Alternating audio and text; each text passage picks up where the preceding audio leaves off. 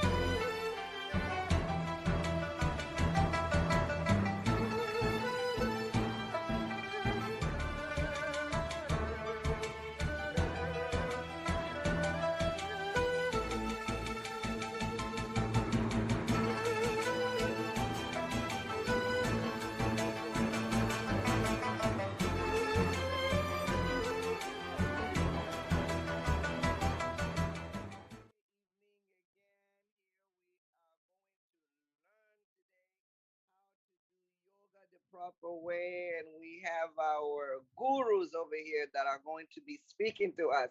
But in the meantime, for the next 4 minutes, please keep inviting your friends. Tell them to join now, and give that that Zoom code that you use to log on. Please go and invite. This is not information for only us. Let's not be selfish and be the only one. What do you think, Mr. Ken? Don't you think we should invite people right now? Absolutely correct, please. Everyone, Yeah. let's move. Let's move. Let's Yes. move. Get Pepe, everyone Pep, here, I'm please. sorry. Pepe, how are you this evening, Pepe? Very well, Miss Emilia. I'm so good. Are, are you excited to learn the new tricks on how to Yes, meditate and and heal our diseases on our body? Are you ready, Miss Pepe? I'm so ready. I'm so ready, just like everyone else here. Yeah, we hope everyone else is ready. All right, keep inviting your friends. We got about 2 more minutes and we will start right at 8:05. Keep inviting. Go to the Addict Net group and put that Zoom code. And for those of you that are in the African group as well, please put the code. Okay.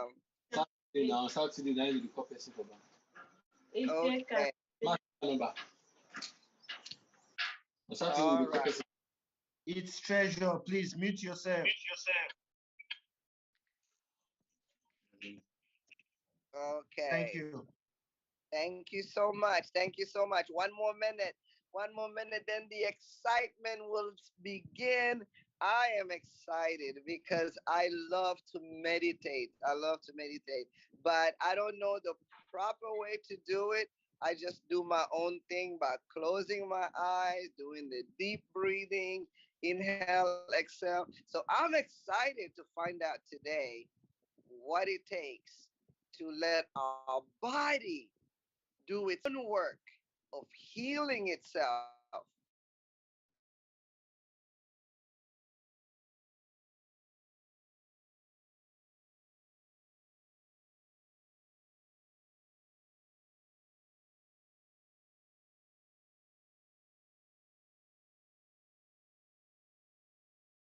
I don't see him yet. He said he was going to be here, but I will remind him later. Okay, let us Ambassador Ebube is in begin. the house.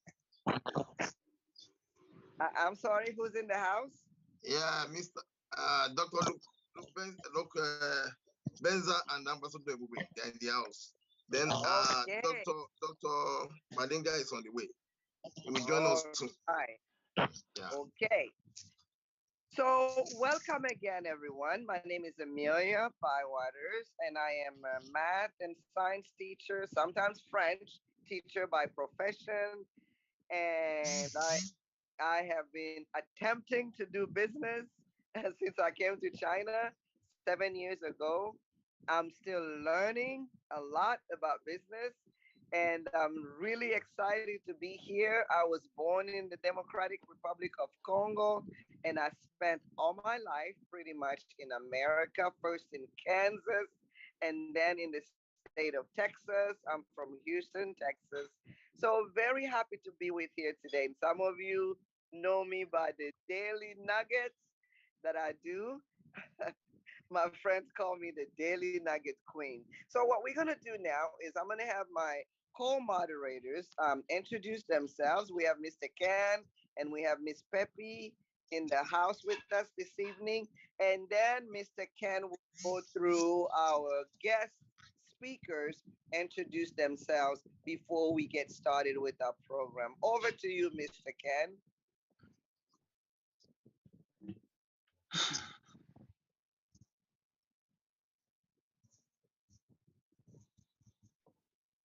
Mr. Ken. And you're muted. Hello, sorry about that. I'm Ken from Cameroon. I'm based in Jinan, but currently I'm in Guangzhou. Nice to have you all here today. Thank you. Over to All you, right. Miss Bywaters. Okay, Miss Peppy, your turn. Yeah, thank you so much for the opportunity. Good evening, everybody. I'm Pepe, fondly called Pepe, but my full name is Isaac Jumwa Pepe Shokabwe. Such a long name, though. So, I'm honored to be your moderator for today. I'm from Nigeria. Nice to meet you all. All Mr. Ken, why don't you bring some of our guests that are here this evening with us? Let them introduce themselves. Not time to give your speech to us yet, but just introduce yourself to us. Mr. Ken. Okay, thank you very much for the opportunity. Uh, our first speaker here today will be Mr. Luke Benza. Hello, Mr. Luke. Hello, Good evening and welcome to the show. thank you so much. Thank you to Yeah, can invited you? me. Yeah, okay, sorry. Can you briefly introduce yourself to us? I'm Luke Benza, came in China in 1983. I'm an expert in Chinese martial arts, and actually, I'm the vice chairman of the International Wushu Federation Traditional Wushu Committee. Okay, thank you very much, sir, and nice to have you here today. Thank you, thank you. Nice to meet all of you. Pleasure is ours, sir. Okay, now our next speaker will be Ambassador Ebube. Are you here, sir? Uh, yes, I am. Good evening, sir, and Um, welcome. okay, from here, good afternoon to everyone. It's a pleasure to be here this Saturday to discuss the arts and well-being. I'm a scientist. I've always been enthused by the arts. I'm also a businessman and a media professional. I also speak and I write. Uh, that's pretty much, sums it up. Thank you very much. Oh, thank you, sir, and thank you to be here today. Thank you very much, sir. Our next speaker will be Mr. Avinash Mishra. See here, please. Yeah, Mr. Avinash should be joining us around 9:15. So we can go Okay, ahead with other speakers. okay. Now we have Dr. Bellinger. Good evening. Are you here, please? Dr. Bellinger, sorry. Hello, doctor. Yeah, Dr. Balinga will join us very soon. He's out and he's Okay. driving. So he will join us.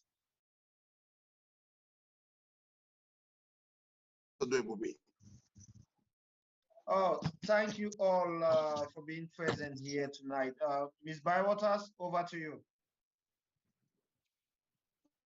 All right. So, all of us here this evening, we're very, very eager to learn what it takes for us to use our bodies as our instrument. Okay, let me begin with you first, Mr. Luke Benza. You are the chairman, you are the vice chairman of the International Wushu Federation Traditional Committee. Can you explain to us what that is? Okay, International Wushu Federation is we've been built in 1991 during the first World Wushu Championships held in China, and we have 185 countries member. So we do organize each 2 years the World Wushu Championships.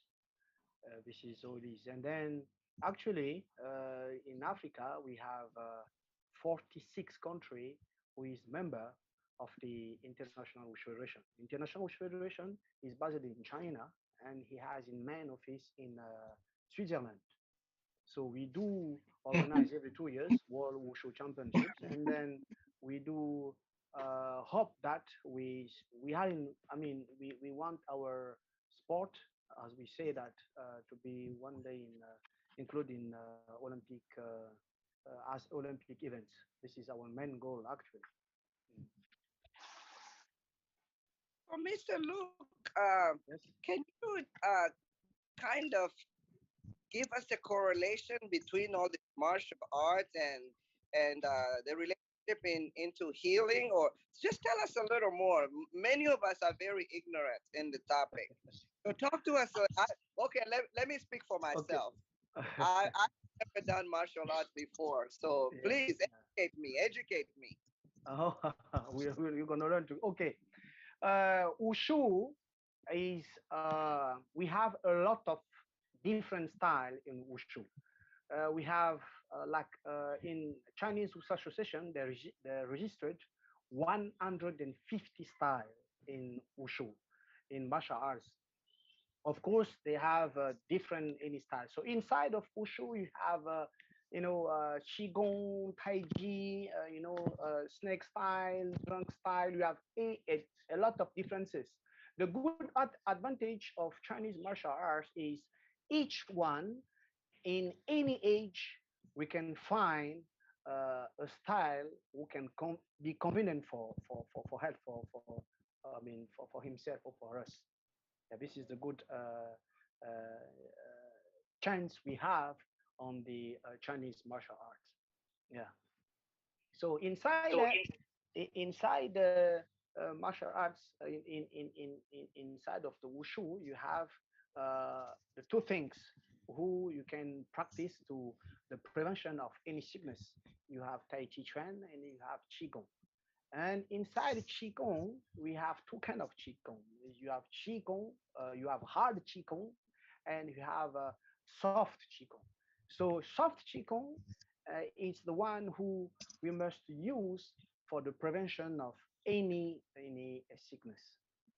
And of course, Tai Chi is is in general way, in general style, who we can during the practicing, you can also doing for the prevention of any sickness. So in Tai Chi you have five style, and in Qigong and soft Qigong you have any kind of style of Qigong. As far as as human being, you can find each style who can be in Tai Chi, who can be in Qigong, and fix it on yourself. Yeah. What got you motivated? Who's your role model?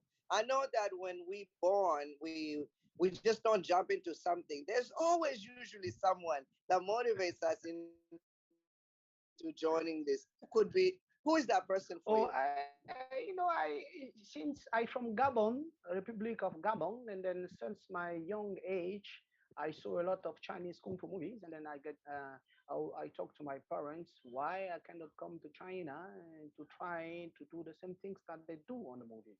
And I was a kid and I didn't know what's will happen, and then my family was completely, how to say, they didn't want me to go in China, but I still was, first I still asked them, I want to come, I want to come. And then I was lucky because my uncle was here as ambassador. He was here a long time ago. It's why I came. And when I came in here, I went to Shaolin Temple. I stayed 1 year in Shaolin Temple, but due to my Chinese, I couldn't learn well Chinese. And then I get back to Beijing. I learned 1 year Chinese in at that time we call Beijing Language Institute, and from there I went to Beijing Sports University in Chinese martial arts called Wushu department. Then I stayed more than 20 years to learn, study, and to do some research. Yeah.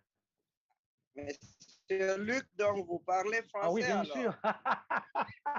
Oui, merci. Oui, oui, bien sûr, oui. Oui. Parce que moi, je suis né au Congo, donc ma langue maternelle est le français, oui. Ah, Bon, ben ravi, ravi, oui, merci. so what I just want you to dive into it. Give us the meat, Mr. Luke. Give us the meat. How does this martial art relate to the healing? I want to hear it. Oh, according to, we have different style right now, which people are interested on. You have people who like Qigong, you have people who like yoga, you have people who like any kind of martial arts as far as martial arts give himself good health, you know. So as for me, I do practice Tai Chi because Tai Chi, as for me, um, is giving a good equilibrium on my body, and then he is give I mean, for me, it's the prevention of any sickness. Why? Because it's very easy for people to move quickly. Moving quickly is very easier. But if you ask a human being to very to move slowly, and to be in perfect coordination, moving slowly, that is so difficult. Why? Because at that time you're gonna think much than you think in usual in quotidian way, you know. So you're gonna think to be in a perfect coordination on your body, and in the same times he give to you the different elements, then your body you as human being you don't use on in a quotidian way, and in the same times it give to you it develop on you the strong energy that who you can be take away any sickness. Of course you have to find a good teacher who's gonna teach you the proper way. This is the way Okay. it is. Yeah, yeah. So before I move over to our next moderator to entertain us with one of our other guests, Mr. Luke, I want to ask you, perhaps maybe this might be a personal question in the sense that it's related to religion. One of my nephews in America, he used to have ADD at school, attention deficit. He couldn't concentrate in any class. And then all of a sudden, he took this martial art and he started focusing a lot. And Mr. Bywater is my adopted father. His grandfather is a pastor. And so with that martial art came the Buddhism religion. And so what Mr. Bywaters was asking him is, can't you just do this martial art and not have it tied to any religion? So my question to you then, do most people that do this martial art, do you guys also get involved with these countries' religions? I'm just trying to figure out. Yeah, of course. Martial arts just teaching you how to discipline yourself, how to Okay. be humble yourself, how to try the best you can to help the others, and how you know yourself. So in the same times you can be Christian. Of course, it depends on the human being on how which way he wants to go with the religion. But actually, the religion come and help. Like I'm Christian, and of course, it's helped me a lot. But martial arts, as far for me, it's helped me to be disciplined. To be in a time, in an hour, and how far I know myself, how far I can go through on myself. Mostly is to discipline yourself, humble yourself, and help the friend or who we need to help, who which is the way it is for me, for me. Maybe for the others people it can bring something else, but it can combine, it's no problem to do with religion. It just help, the religion help a lot, and the martial arts help you, as I tell you before, to be disciplined yourself, how far you can go yourself, how far you can be. To be humble is very important. you know to be humble is very important. Discipline, it's very important. The virtue also, it's very important. It's like the sign, it's like the sign. Okay, when you see this, we call zhang, in Chinese we call zhang. Alors de is your virtue, zhi is your knowledge, ti is your party, your physical party, is physical body. De zhi ti mei, this is the beautiful thing.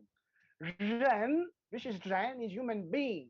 So Ren is mean you have, since we come, we burn in this world, and since we're gonna go, we're gonna change. The as you know, we have to learn any. I mean, we're gonna learn and learn and learn, no stop. And this is the power. This is the human being power. So when you communicate together, you put together, we call Chongguo Wushu. But the most important thing is the things is happening here. Yeah, this is the key. Yeah. So Mm. am I hearing you correctly? So you are saying that you can still keep your Christianity, Yes, and yes. it's not necessary to join, let's say, Buddhism, Yeah, I mean, right? yeah, yes. For me, it's like this until now. So the important things is which professor or which teacher will teach you. This is the key. So if you have a teacher who teach you good knowledge, who teach you, how is the way he has, how the way of life he is. Okay, you can go truth. So if you have a teacher who's teach you any, any things, blah blah blah blah blah, then you're gonna, this is, I mean, I'm lucky to have a good teacher who teach me how the way. I mean, Ushu is the way of life. So Okay. if you face on a teacher who will teach you this, teach you that, then you have to have how to say, we call, I don't know how to say that, discernement, how to say that. Would it be fair to use the word brainwash? Yeah, yeah, yeah, Brainwash? yeah, yeah, yeah, yeah, yeah. So it depends on the teacher who teach Okay. you. Yeah, yeah. Mm. Okay. All right. We're going to move on to our next moderator. Mr. Ken, maybe perhaps you can entertain one of our other guests, and then Miss Peppy will also entertain another guest. Yes. Mr. Ken, over to you. Well, I will I will go to Dr. Bellinger. Dr. Bellinger, a couple, Dr. Mr. and Mrs. Ballinger, two doctors. Are you there, please?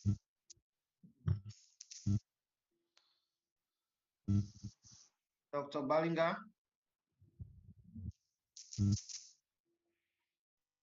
Yeah, I guess Dr. Bellinger is on the road, so he might not be able to speak now. But Ambassador Ibubu is on the line.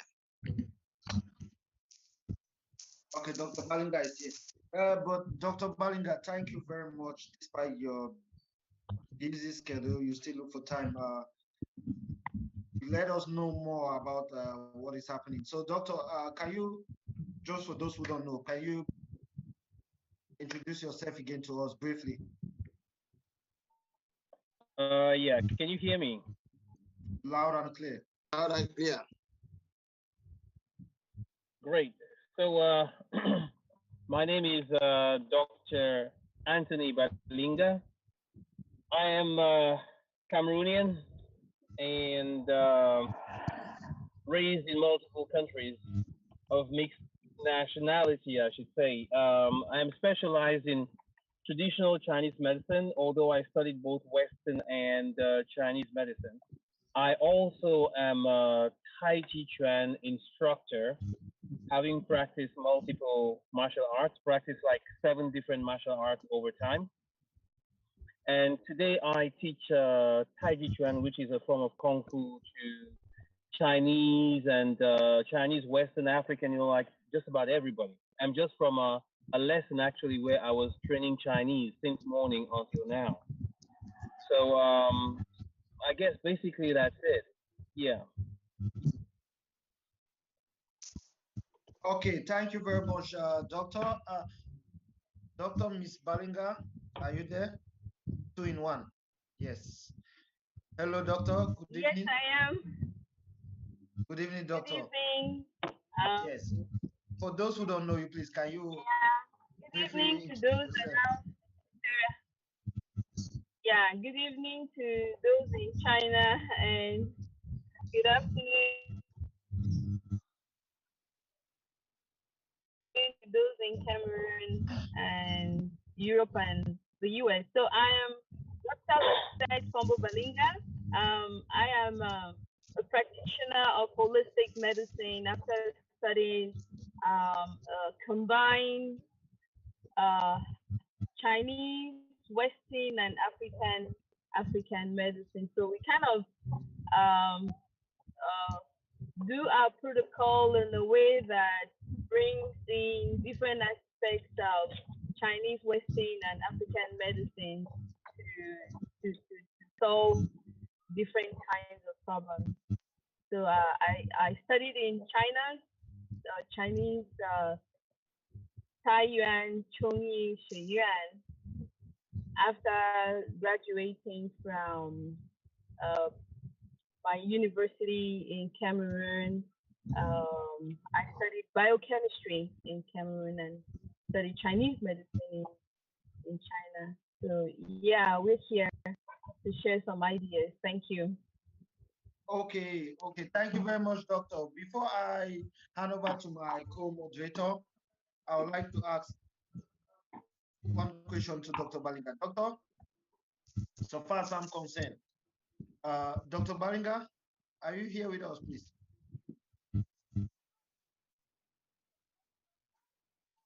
He left. Dr. Balinga.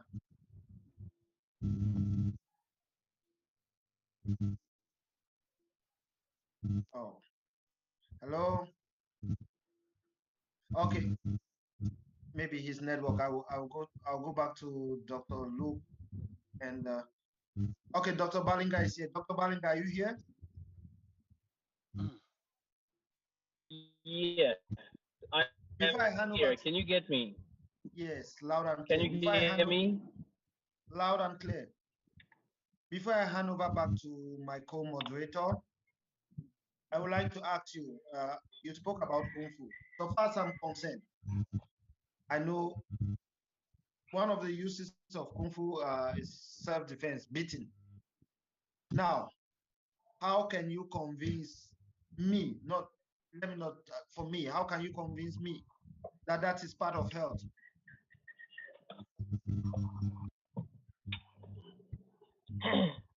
Well,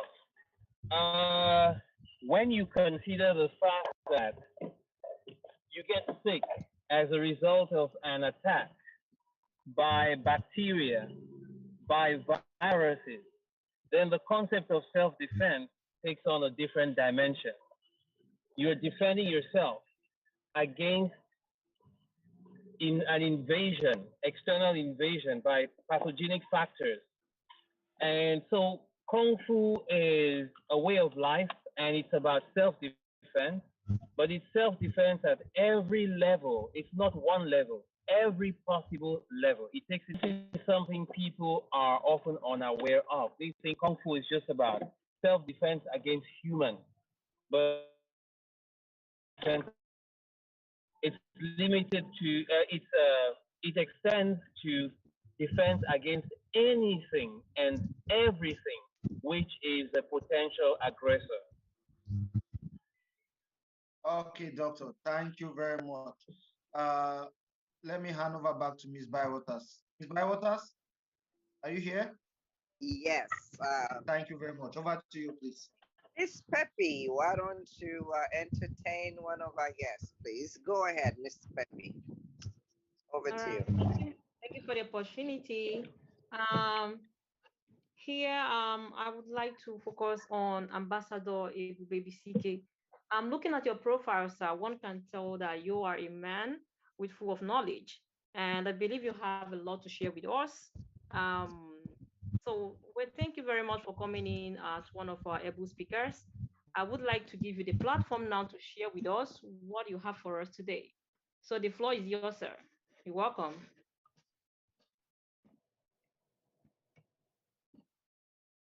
Can you hear me, sir? I think he's muted. Can you hear me? Yeah, it seems like we can hear you, but the network is breaking, maybe from your angle.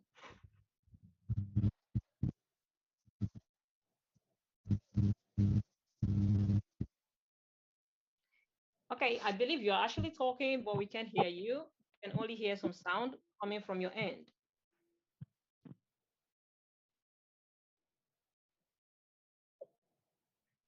No problem. We can go to other guests until network gets. Okay, that's okay. That's okay.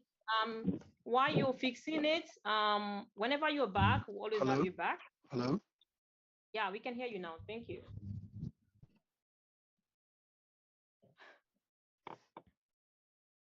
Can you hear? Can you hear us? Okay, maybe while you try to fix your network, I'm not going to move over to Dr. Balinga maybe.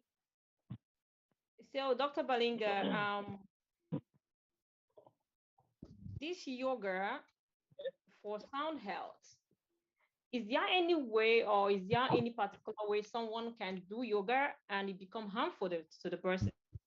That Hello? means said, does yoga have a particular procedure one has to follow? Um, I would say yes, because just like everything else, it's just like running.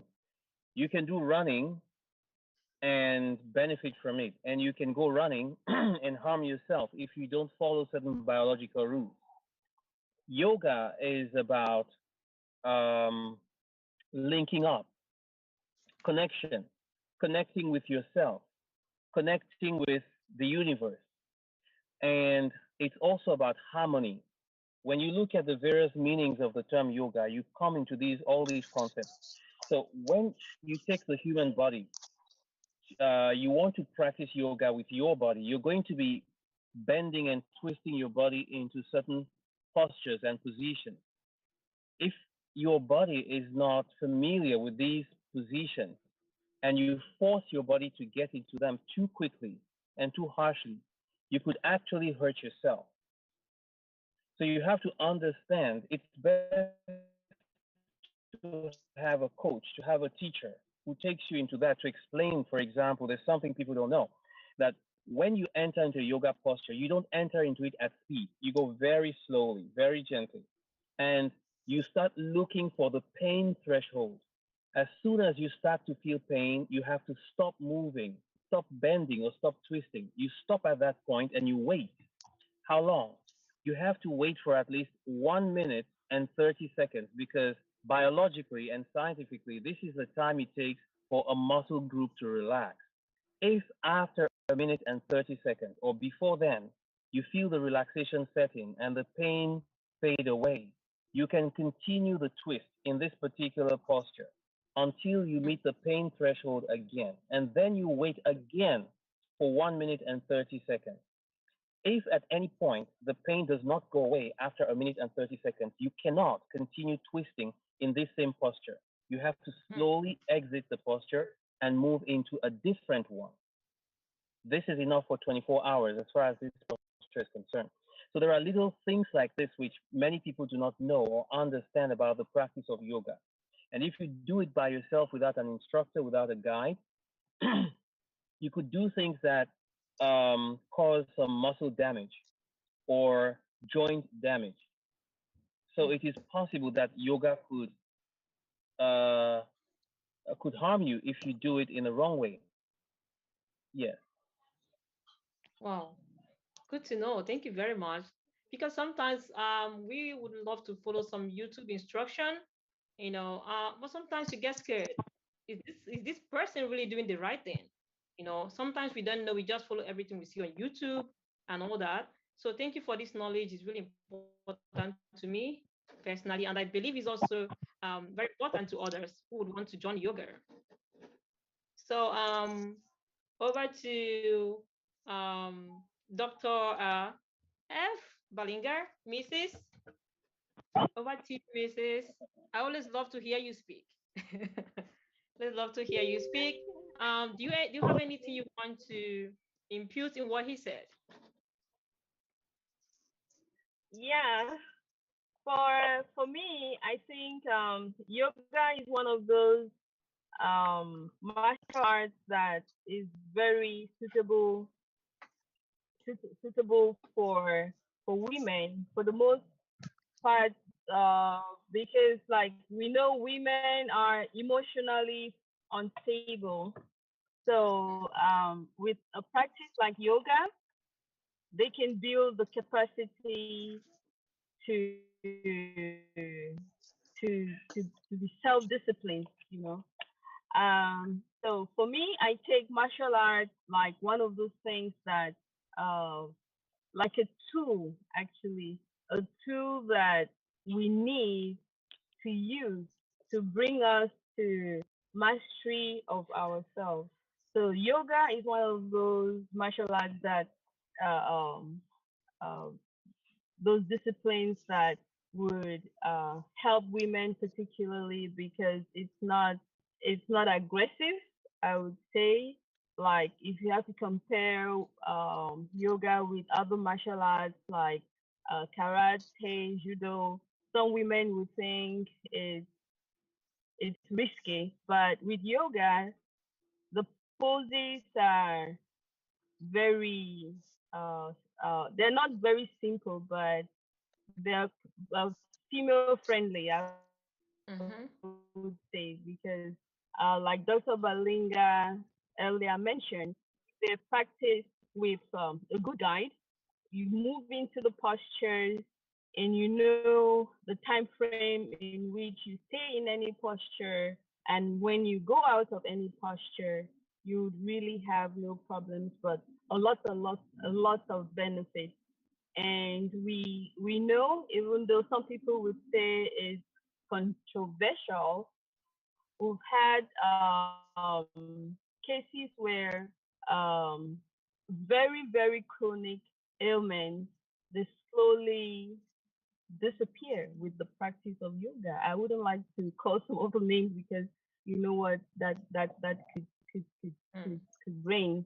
But yes, yoga is a discipline that doesn't only help with doesn't only help as a tool to bring about self-discipline, but it also benefits health in a very major way. So, for people who might be suffering from some chronic diseases, yoga is one of those things you want to try to to at least control and manage the problem such that it doesn't progress to a very bad state. Once you practice yoga, you can only revert the state of your disease.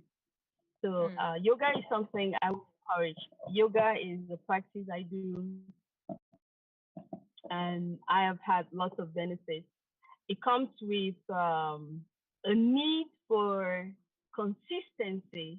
So anyone who gets into any of the martial arts or any, I mean, goal, I would say, needs to be disciplined and get to do what they have to do consistently to be able to see the benefits. Because some people would say, "Oh, I tried yoga. Someone recommended yoga when I had this problem, but when I did it, I didn't see any good effect." Well, I would say this kind of person perhaps did not practice with seriousness.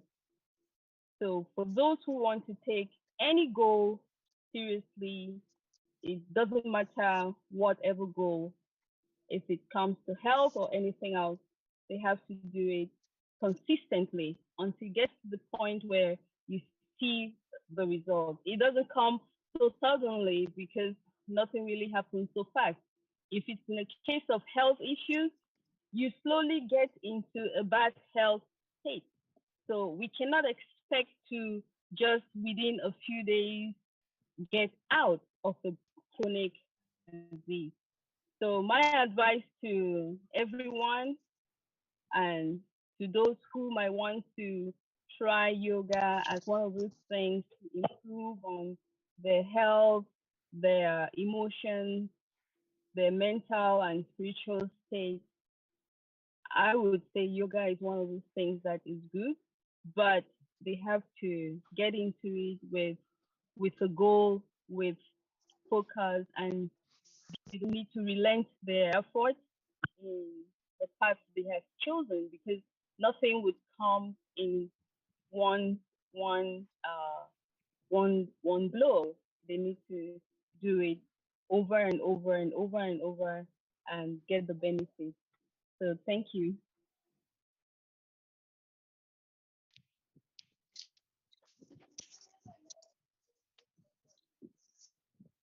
That's all for now.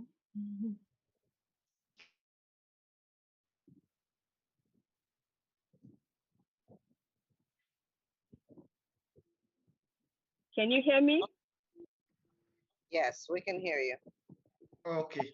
Thank Yes, you very that's much. all for now. Thank you. Yes. Okay. I think Pepe is having some issues with her network. What you back, Miss Okay. Waters? All right. Now we have with us Guru Avinash. Can I just call you short Avi?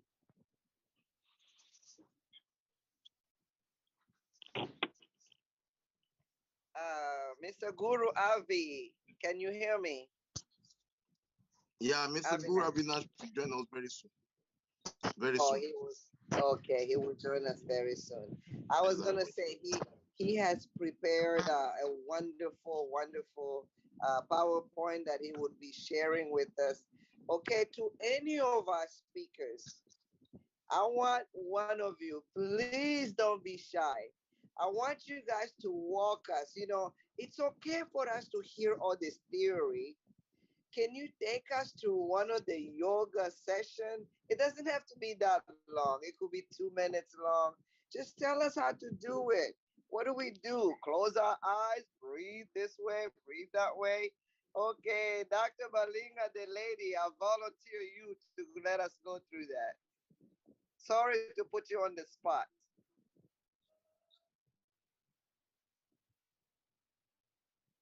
Can you hear me? Dr. Balinga, Mrs. Yes. Thank you, moderator. Okay. Please let us go through. I want to go this evening and practice something. I just don't want the theory. I want the practice too. So give us a quick session, please. Okay. So everybody, let's sit Can we close? in a Can we close our position in which we cameras? feel comfortable. Ca- Can we close our cameras and just follow just watch you?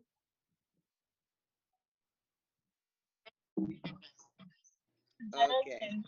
You mean watch All Okay. me right. or just follow the directions? Yeah, we're gonna follow you. I'm gonna close my camera so you won't make fun of me. Yes. So Okay. we can start with a sitting posture. So you just sit, and an easy posture would just be to stretch out your legs. You sit with your legs stretched out, and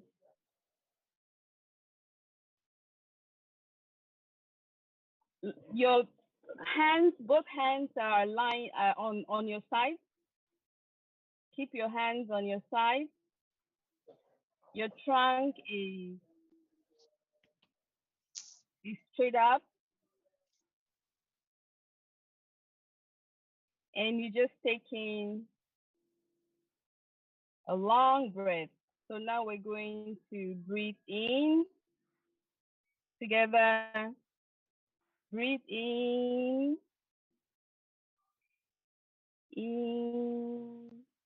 Wonderful.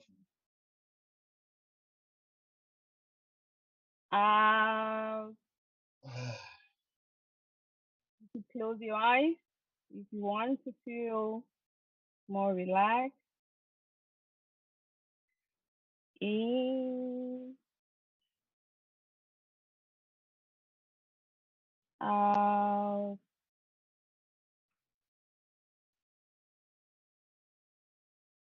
in,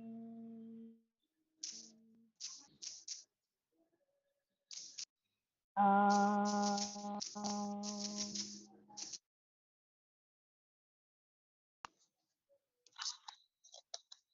Focus your attention below your navel as you breathe in.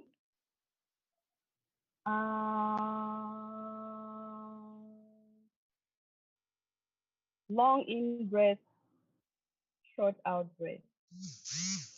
In,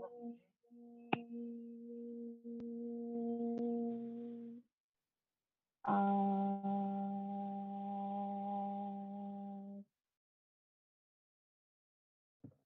So with this, in the same rhythm, we're going to get our head, the front of our head, lower slowly down. As you take in breath and in breath, you're going down your head to touch your knees. In. As your head touches your knees, you try to get your head to touch your knees. You just go as far as you can.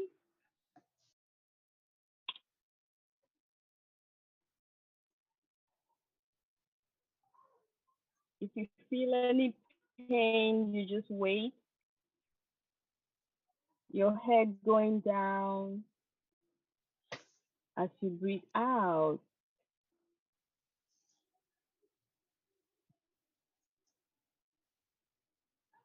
Keep going. In, out.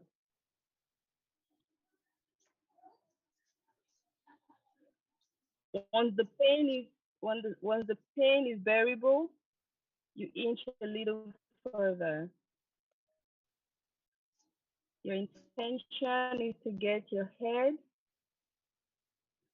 to touch your knees. That's the front of your head to touch your knees. So we keep going down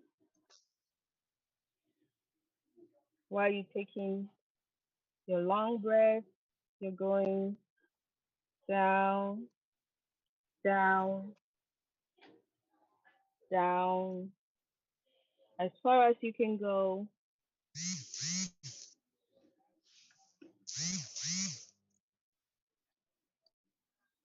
And then we start coming up, out. You breathe out as you come up.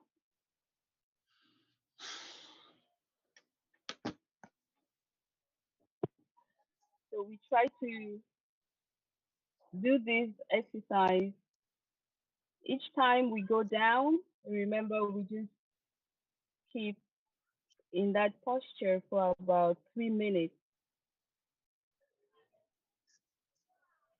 If we can get right to the knee, it's okay. But if we can't, we just wait where the pain is severe. We don't need to go further than the pain spot. So let's try again. Our forehead has to touch our knees. And as we go down, we're breathing in slowly. Get your forehead to touch your knees. As you go down, you watch out. If there's any serious pain, any point you feel any serious pain, you just wait. When you feel like the pain is bearable, you inch a little further. See as far as you can go. Your intention is to touch your forehead to your knee.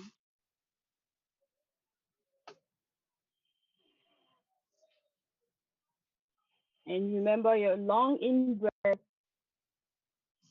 and short out breath.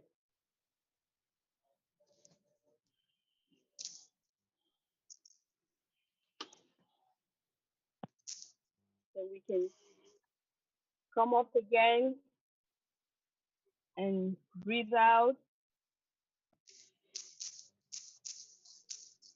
short out breath. And that's it for today. Are we holding So the this is breath something. when when we do that? Are we holding the No, long we breath? don't hold. No, we don't hold the breath. We just let it go as far as we can go in, and we send out. It's continuous. Okay. It's like a cycle. Okay. In and out. At the same time, you're watching your pain. Okay. And I'm more of a If practical there's person. any serious pain, you just wait. Yeah. You don't need to go Oh, on. okay. You just wait and watch the pain like you're watching a frame. And when the pain becomes, yes, yeah. Okay. When the pain becomes comfortable, you can go further. Your intention is to get your forehead to touch your knee, but you don't Okay. need to get there Mm, in Dr. the Balinga, you're breaking on up. the during the first session. Mm, You okay. can give a space of, you just want to be able to get there someday, that Oh, your muscles are, and in that way you're getting your the spine, because as we move up and down, there's a lot going on in our spine. hmm As you go down and you go up, all the discs are being moved. So okay. once you do that, you're touching Nick, all your Dr. organs as Balinga, well. And once yeah, you do Mrs. that Balinga, in a very relaxed yeah. way, soothing, you are healing. Mm. Yes, please. I'm sorry. One of our audience member, Nick, go on and unmute yourself. You have a question for Mrs. Balinga, I believe. Good evening, ma'am. How are you? Can you hear me? Yes, we can hear you. Yes, I can hear you. Thank you for what you're teaching. My question is it possible that you do practical demonstration on how to do this? Because when you're sitting in a car like this, I really am not seeing the benefit of what you're offering. Just a suggestion. What do you think? Thank you. Okay. Yes, thank you for your question, and I'm going to give a quick answer to that. Um, for that, I will ask you a question first of all. Did you try the exercise? Yes, I did, ma'am. I was trying to follow your I was following you. Good. Were you able to get your forehead to touch your knees? No, not to my knees, but I was really bending. I was trying. Okay. That shows that there is some level of flexibility still along your spine and your legs, the front and the back, and your limbs. So if you couldn't get further, it tells me that you're not as flexible as you should be. Because, for example, we compare we use a child, a baby, like our standard. If you place a baby in this position, for the most part, it's very easy for the baby to get the head to touch the knee almost in an instant. The baby is very supple, the muscles is supple, the spine is flexible. So once you get them to go down, they just go down almost instantly. If we cannot do that, it should already tell us that there's something not right and that we have to adjust. That's all about yoga. There's nothing out of that. We're just trying to make the body as supple as it was from the time as it was at the time we were babies. Dr. The Balinga, more is that we can do, is what we call fetal position? the Fetal position. healthier we are. Okay. Is this what we call fetal Sorry? what fetal position? I guess I'm not pronouncing the word No, no, right. no. This is not the fetal position. The fetal position it's another pose, but it's one of those very simple poses that you just you stretch out your legs Mm. without flexing the knee to touch your knees. A baby would do this very easily, but for most adults, you would find it's a bit difficult. This already tells you that there's something not right.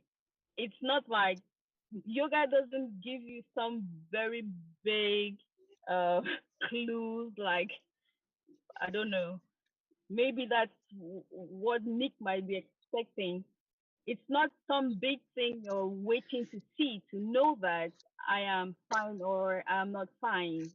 So once you cannot do simple postures like this, you should already know that there's something you need to work on, because if you're flexible enough, you should be able to do that. And there's nothing wrong with that.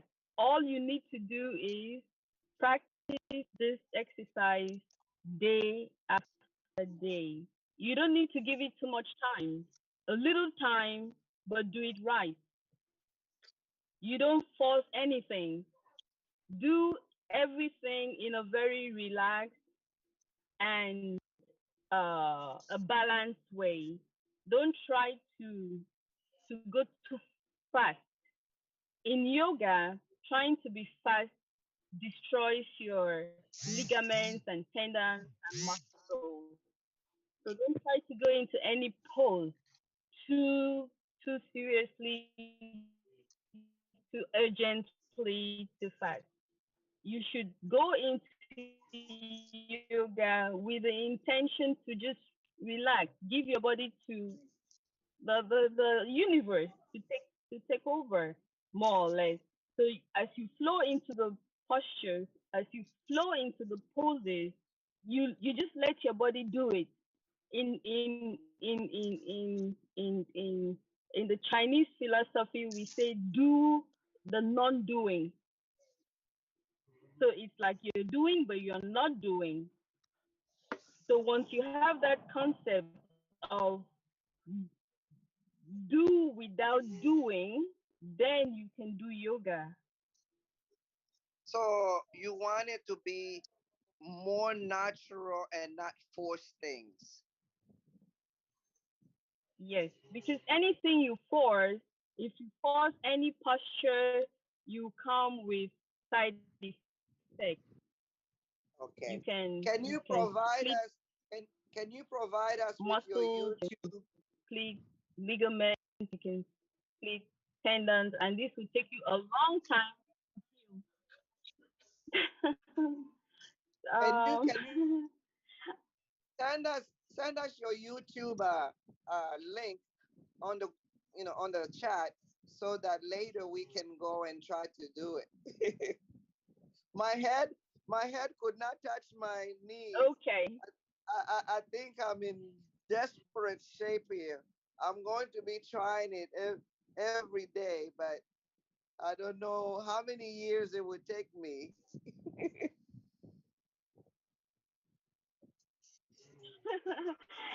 There are some simple techniques which can help you get there. Yes, Okay. you might need a coach to show you the way. With that, you would be able to do these poses in Okay. a shorter time. Yeah, Okay. because if I take a look, for example, at what you're doing, I would know where you're going wrong. Because sometimes it's just a slight shift of of your your posture that gets you in the right position to fit to just swim into that pose. Okay. Thank you so much. Um, as I was saying You're earlier, welcome. I'm really a practical person.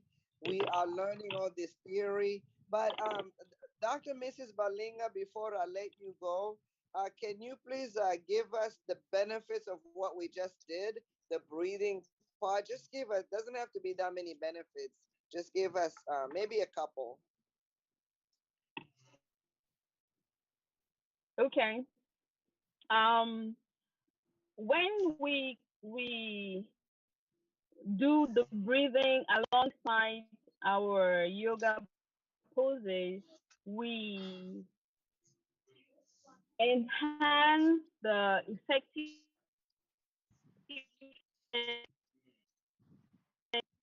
of the flexibility practicing these poses regularly, in the sense that once we do the long inhalation, we are actually exercising our lungs in a better way than when we just breathe. Because when we breathe, especially when we're active, we're doing other things, we don't really use the lungs to its maximum capacity. But if we consciously do the long inhalation, we get our lungs to expand to maximum capacity. That means we're bringing in enough oxygen to flow into our lungs and into our circulatory system, and this would nourish our cells. We know what oxygen does to the cells. Oxygen is life. Once our cells have oxygen, our cells have life, which means we can prevent very many illnesses once we oxygenate our cells regularly. This is just one of the good the benefits of breathing right. And as we inhale and exhale, we're also sending out carbon dioxide. So we are consciously sending out carbon dioxide. This helps with the prevention of lactic acid accumulation in our muscles, because if we don't send out this carbon dioxide, it stays there, and sometimes you can have cramps. You have some people, when they walk for a while, they just the muscles just start cramping. Why? Because of lactic acid formation inside the muscles. But once we consciously and actively inhale enough oxygen and send out enough carbon dioxide, we go through the whole process of energy formation, ATP information very accurately. So lactic acid formation, which is an incomplete uh, reaction that comes during the glycolysis will not happen. Glycolysis just means the transformation of the gases that uh, happens during respiration. So if we do this regularly, we would be doing well to to help our respiratory system function better. Thank you. So I heard the main word you said. It will prevent um, for example, the lactic acid formation and all of that. Okay, so prevention, we heard it clearly. So where does the healing come into place if the disease is already there? How does this yoga breathing help help us in the healing process? Okay. So yes, I still need to answer. I'm Okay. sorry. So we know, like we mentioned about oxygen getting into the cells and the cells get well oxygenated because blood going around would would circulate better, carry nutrients to all the cells, and it will help all the metabolic processes to to go well. Organs will function well, systems would function well, and for the most part, um, diseases like cancer will not come about because cancer is one of those ailments that come about uh, because the cells are deprived of oxygen. Okay. So So a practice like yoga would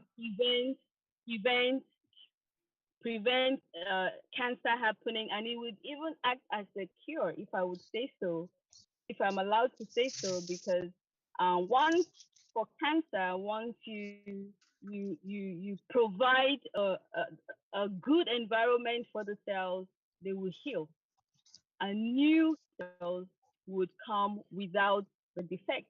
So that's why, like I said in the beginning, yoga has been used by some people with such cases, such very severe disease state, and they really recover, and they recover totally. Yes.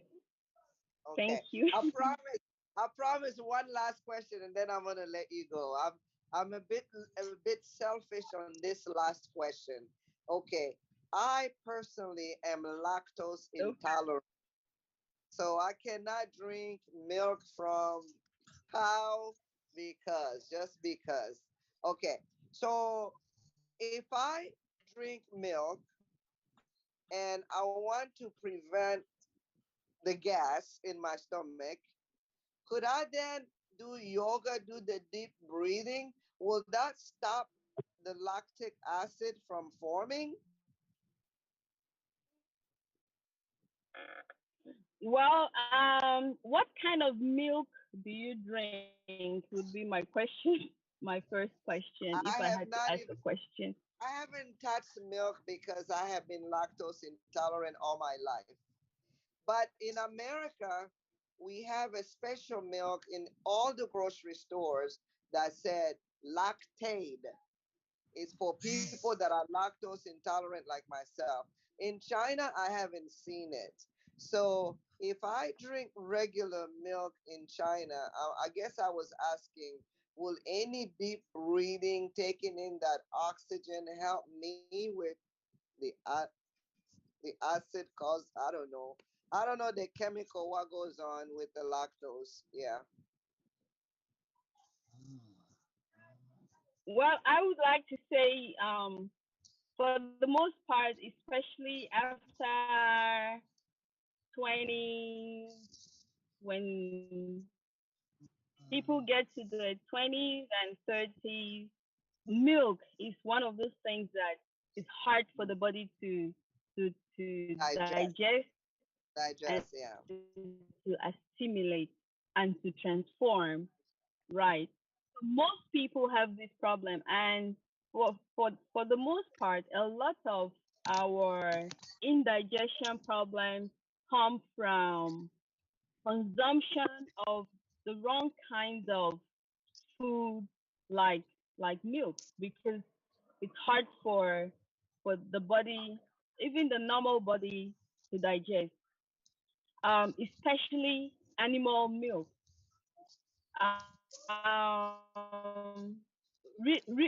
Modern research shows that plant milk is a bit more acceptable to humans. So, if you are taking lactate and you got lactate from plant milk, you want to try that and see if it helps in your situation. And I would add that um, an additional practice of the breathing would help as well, because once we do this breathing, we get all the systems to function better. So the Mm, digestive system would be enhanced, the respiratory system would be enhanced, the excretory system would be enhanced. Once these three systems are doing well, um, you should be able to digest, assimilate, and eliminate better. okay, If thank you so you are much. not going, you're not taking something which is too far from okay to the body. Thank you so much. I learned so much today. Miss Peppy, Mr. Ken, maybe we can see if we can bring in Guru Avinash. He has a PowerPoint. I don't know if Ambassador Ebube's Wi-Fi is able to work now. So over to you, Mr. Ken and Miss Yes, I Peppy. can talk.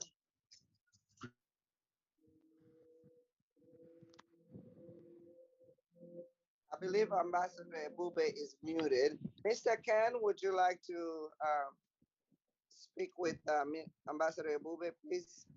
Yes, thank you very much. Mr. Ambassador, good evening. Mr. Ambassador Ebube, good evening.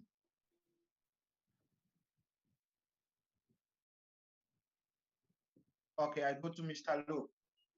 Mr. Luke Benza. Dr. Luke Benza. Mr. Luke, are you here?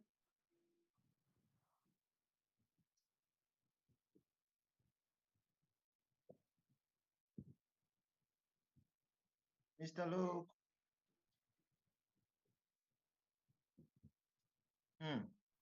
Mr. Ebube, are you here? Okay, Mr. Luke. Mr. Ebube, I think Mr. Ebube still have some problems with his network, I think. Okay, Mr. Luke. Okay, I have an important question for you. Do you believe in spirituality? Yes, of course. Yeah, I believe in spirituality. Yeah. Okay. So, can you tell us the link between Tai Chi and spirituality?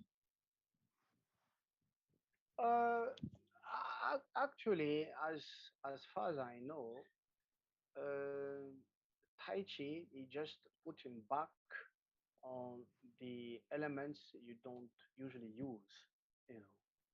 So if you combine with spirituality, yes, we have uh, some, but not too much. I should be.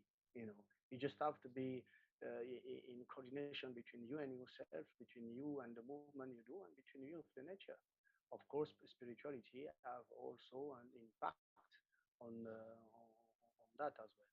Everything is it depends on the movement you do, you know, and what is the result on the movement you do. You will what is the the impact on the movement you do.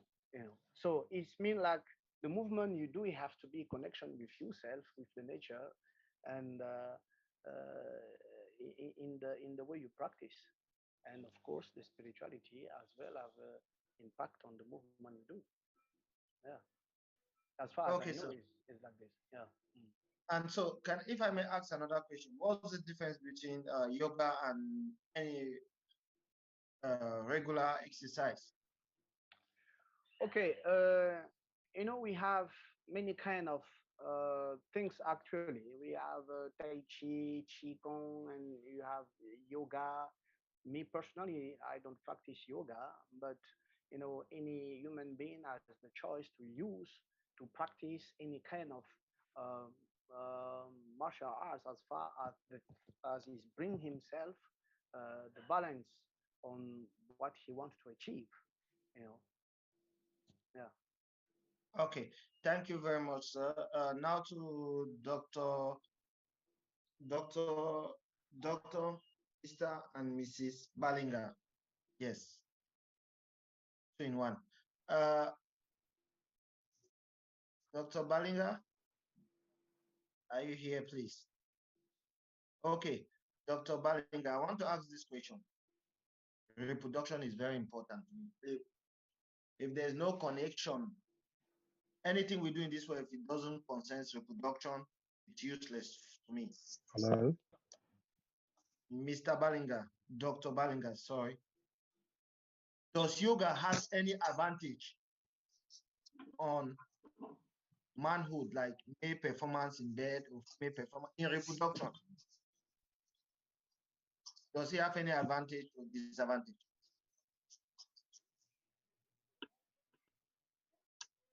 I'm asking this because, Dr. Ballinger, I'm asking this because, let me cut you short. I'm asking this question because this breathe in, bend down, of age, I can bend down like that and I never get up again. So I want to try to know other important so that we can practice it. I don't know. It's yoga very important in reproduction.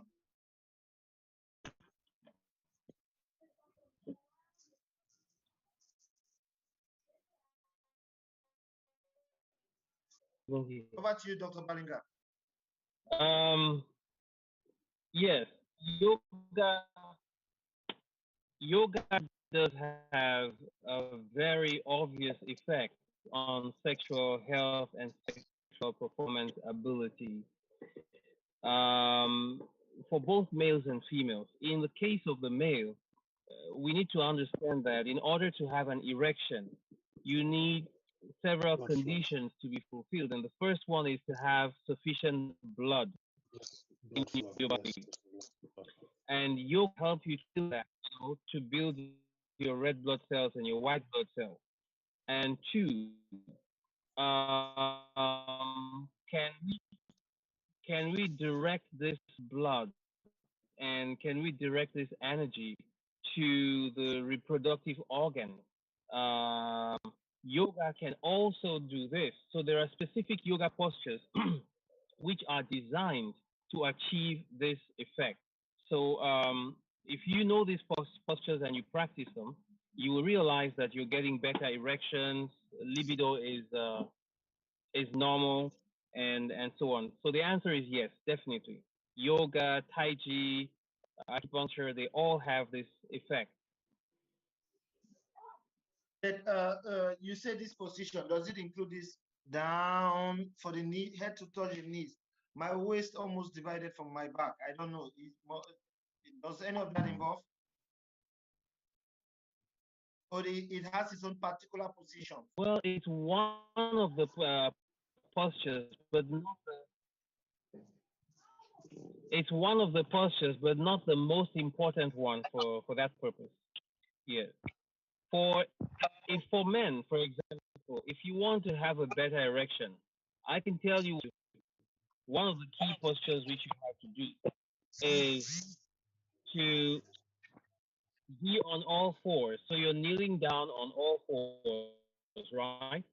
Now, you cross, while kneeling down on all fours, you cross one knee behind the other knee. So your right leg, for example, your left leg goes behind the other one. You're still kneeling down, but you have crossed your leg. And in Okay. that posture, you're going to separate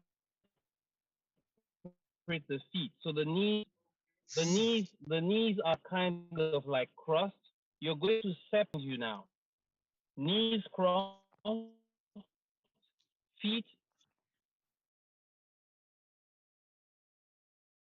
pointing a little that and to slowly sit down in the space in between the two feet. So in Okay. the space in between the two heels, you're going to slowly sit backward into that space. There, genital region becomes compressed. Okay. The hip joint is opening outward. You sit in this position until you feel comfortable. Once you feel comfortable, you start to bend forward. You start to bend forward the way my wife was describing. You're bending forward with the intention of bringing your chin to touch your knee. When you succeed, you hold this position for about a minute or two and you slowly cross the opposite knee. So you have to do it two ways. Yoga always should be balanced, left and right. You do this two ways and you do this I'm sorry for jumping in, Dr. If Balinga. you I'm keep over on here doing this, laughing. you realize your reproductive I'm performance sorry. is I'm sorry, Mr. Ken. Mr. Ken, this is your entertainment, but I cannot help but to jump in here. Dr. Balinga, in that position, the man's legs are crossed like that. He will not be able to perform anything. He might have a good erection. hello. Bellinga, I'm Miss trying to Bywater Sitaxi. picture. I'm trying to picture how that would work. It's like his legs are crossed. It's almost like, yeah. Anyway, sorry, I couldn't help it. Okay, Dr. Bellinga.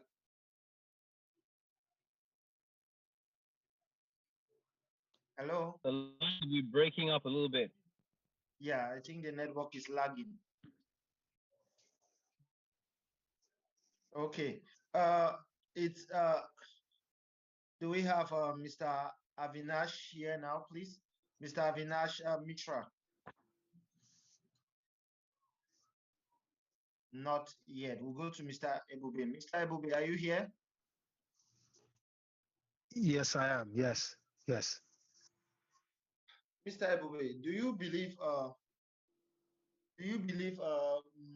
martial arts is just for entertainment or it goes far beyond entertainment? Um, well, the ancient arts have been studied scientifically and just as have been expressed by other speakers, Dr. Balinga and the other gentleman. Um, it naturally or nature does align with what the martial arts does do to the body. And basically, Qigong, Tai Chi, and other arts through breathing exercises and other elements of its practice. The aim essentially is to be able to optimize the energy within the human body and the environment around, as well as the consciousness. Um, there is no doubt about the fact that these arts help enhance quality of life, health, and aspirational success that you may find around people in personal life. You understand, my dear, and in community. Take for instance, I will refer you to there is somebody called Nim Karoli Baba. His other name is Maharaji Ji. He's quite famous for being the guru who taught the likes of Mark Zuckerberg, Steve Jobs, and many other people, somebody like Larry Brilliant. Now, I'll take you through some history. You probably know about a lot of diseases, but there is one of them which has been eradicated for so many years now, and that one particularly is smallpox. Um, Several years ago, a few decades ago, a guy called Larry Brilliant, who used to head the World Health Organization, was a student of Nim Karoli Baba. And after studying for a while, one day Nim Karoli Baba woke up and told him that his destiny was to eradicate one of the diseases, and that happened to be smallpox.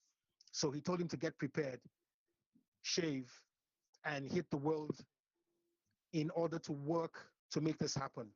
It took Larry Brilliant about 40 years. And if you check, you will find out that smallpox has been eradicated. Also, the success of Facebook that you find today can be associated with the ancient arts, because Mark Zuckerberg, at some point, when Facebook was having challenges, visited Nim Karoli Baba and was taught a lot of these exercises, which helped him at the time overcome a lot of the challenges with Facebook. And you can see the successes of today. Also, I will quickly add, Apple Computers, which is a very valuable company, the Apple logo came about because Steve Jobs, found out that Nim Karoli Baba, his Sadguru, who was teaching him, his favorite fruit was the apple. That's the reason why Apple is called Apple. A lot of people might not know this, but what I'm trying to say in essence is that the arts themselves play a practical role in the levels of successes all across life. And for those who practice them, the results are bound, you understand, to be found, very positive to them, all family members, all community. Okay. If I may ask, Mr. Ebube, is this Tai Chi martial arts? Is martial arts becoming more of a culture, like a regional culture? Like if we look at the map globally, we see like Africans don't believe, some of them believe, some of them know anything martial art is just beating, fighting, slapping around. But if you go to Americans, yeah, some believe, some don't, some take it for health. Now, if you go to Asia, almost everybody believe. Is it more of a culture or something also? Well, yes, the martial arts originally, you know, were developed both for self-defense and also for, um, to advance well-being.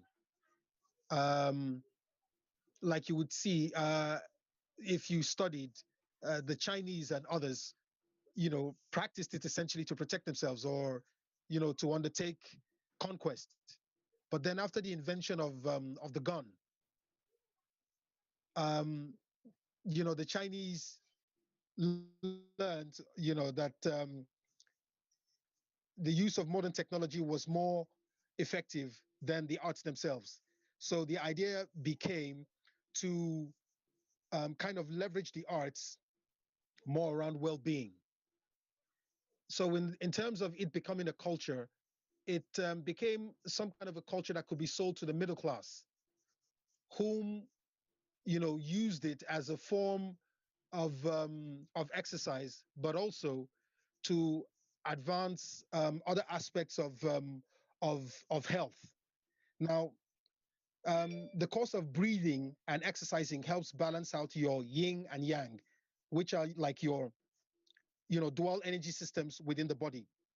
And basically, the breathing helps the optimization of breathing techniques as well as exercise and taking into various postures has become very culturally accepted across the world, also in Africa.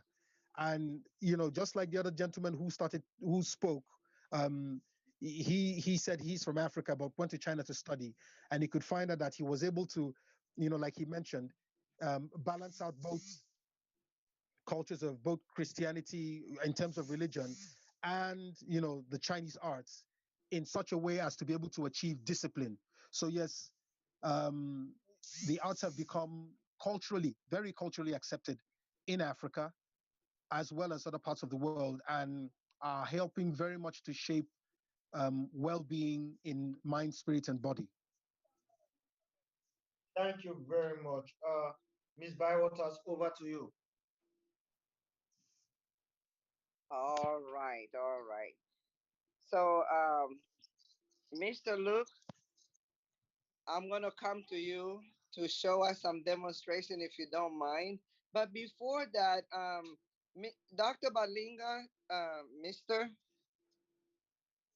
I remember you saying once something about meditation. You do that in the morning, like 2.5 hours. Yeah, I wanted Dr. Balinga. Can you hear me?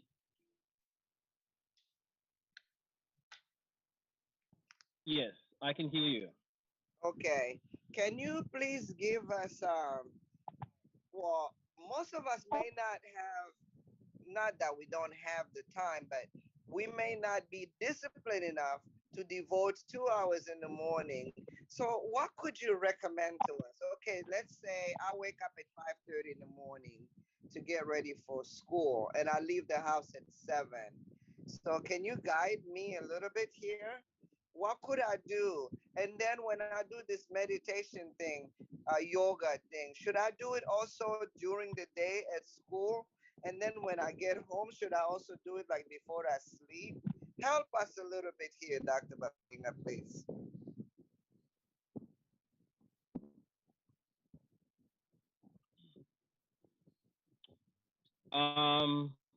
Thank you very much. Now, I talked about practicing in the morning for several hours. That's because I have the time, one. Two, I am devoted to that. And three, when I talked about meditation, maybe what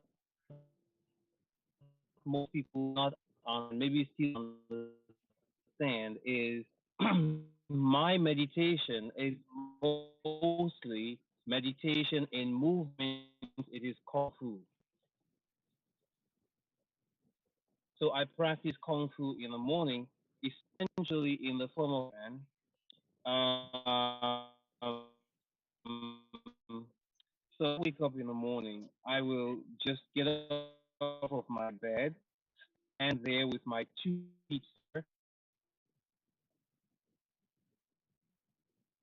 bend my knees a little bit, raise my arms in front of my body as if I'm hugging a big tree. It's called embracing a tree, and stay in this posture, focusing my attention on the pressure my feet exert on the earth. So that point of contact is my relationship with the earth.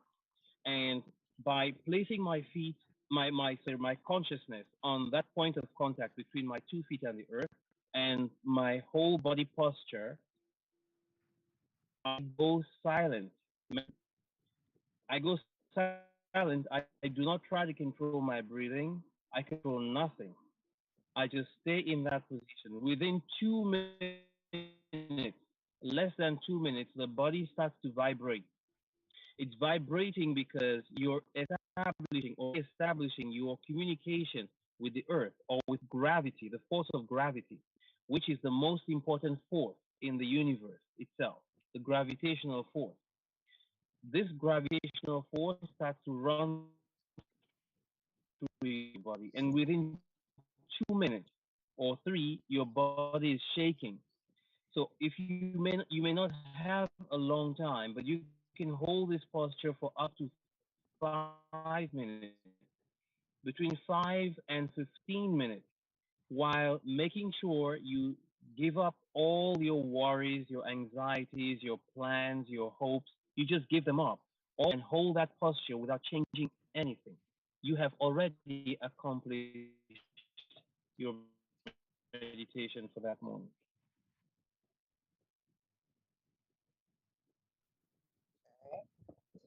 We having So this enter. is Okay, go ahead. static meditation. What is known in Tai Chi as 站状功 in Chinese, or embracing the tree posture. It's not it. We many people look at this and think, I can do this, and within a minute, including grown men and women, they think they can do this. You just sit there, stand there with your feet apart, toes, feet pointing straight forward. Flex your knees very slightly. Yeah, you flex your knees very slightly and keep your arms in front of you, in this way, like you're hugging a big tree. That's all you need to do. Close your eyes and keep this position. Body straight. And try to hold this for anywhere between 5 and 15 minutes. During that period of time, put aside all your worries, your hopes, your plans, everything else. That's fine. That's enough. For 30 minutes? 30 minutes? Can you get me? Yes. For how long? For 30 minutes? Um, can you hear me? Yes, we So can this hear you. is a very practical way of practicing meditation without having to sit cross your leg, or do all the other complex people do. This comes out of Tai Chi itself, out of Kung Fu. Okay. So you can do this from 5 minutes. Yeah, between 5 and 15 minutes. Can you hear me better? Yes, yes. Hello? Can anyone hear me? If you can, We please can hear you, let me know. yes. Yes, so I was saying that all you need is anywhere between 5 minutes and 15 minutes, and you'll be fine. If you can survive the first 5 minutes, most people do not survive 2 minutes. I don't know how if I could ever get my body to vibrate like that. I don't know. I may, may, It does may, for everyone.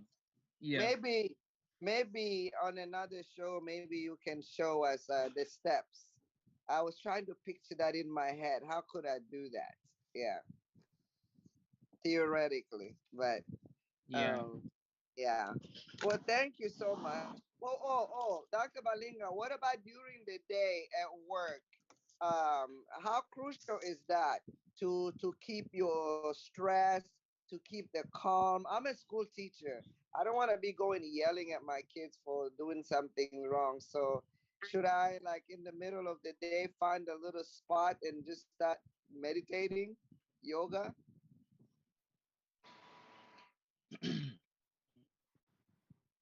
Yes, if you can, but you don't have to. So, like, sometimes I just disappear into the restroom and I take 2 minutes in the restroom and I reset my entire system. If you know how to do it, just about 2 or 3 minutes is all you need. Okay. But you may not have this time and you may not be able to go somewhere else. You may have a lot of people around you. So, what do? You're going to use your breathing, just use your breathing. So, I can show you how. First, you empty your lungs by breathing out totally. And then you do a rapid breath like this, Like a dog. Like a dog. about 40. Yes, Like a yes, dog. about between 30. 30 and 60 of them. And then the last one, you just inhale and hold for as long as you can, and then you exhale. This is going to reset your system. That's all you need. Oh, thank you so much. Thank you so much. Okay, Constellation, if you can mute everyone else that is not speaking, please. It's getting a little bit out of hand, the noise level there. Okay, we have two more people that are going to speak, and then we will try to wrap things up. First, before the Guru Avinash comes on, I would like to introduce one of my friends from America. His name is Michael, and he is also into, well, he'll tell you um, more about him. He's a what we call a Native American. And Michael, can you please tell us who you are, what you do, in 5 minutes or less? Yes. Hi, everybody. Okay, nice to meet you guys. My name is Michael, and I know that, first of all, let me just make sure I keep my promise. So I will set the timer. I'm very bad with talking. So right now, you look at me and I'm very white. That is very true. And I'm from Michigan, the Wajak, Michigan. I lived off the Potawatomi tribe. And in Michigan, it gets very hot. So because I'm Native American, my skin gets dark. And usually because of the heat, in the summer, I'm very dark, very black. But in the winter, where I am now, I get very pale.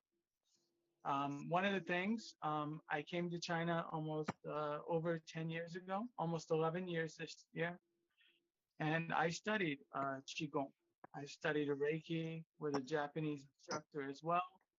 But back home, I studied since the age of 7 as a shaman, a healer, uh, what we call now QIMT, Quantum Inspirational Motivational Touch. But back then, when I was a kid, it was just healing, using the environment, using the elements to heal people.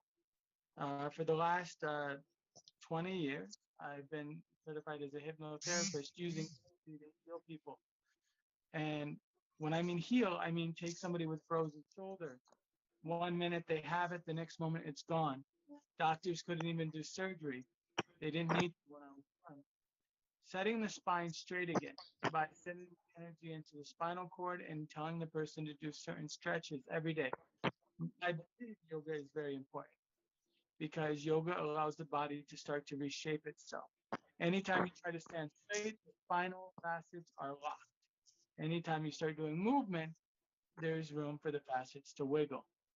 I have been one of the first people in China to, especially as an American, to beat the Grand Master here in Chengchun, being able to do my healing stronger than his. Uh, this was approved, and I was able to prove myself in 2020. But in China, from 2015 to 2020, for 5 years, I was able to treat about 10,000 people, incurable disease or issues, and I was 88, 96% effective.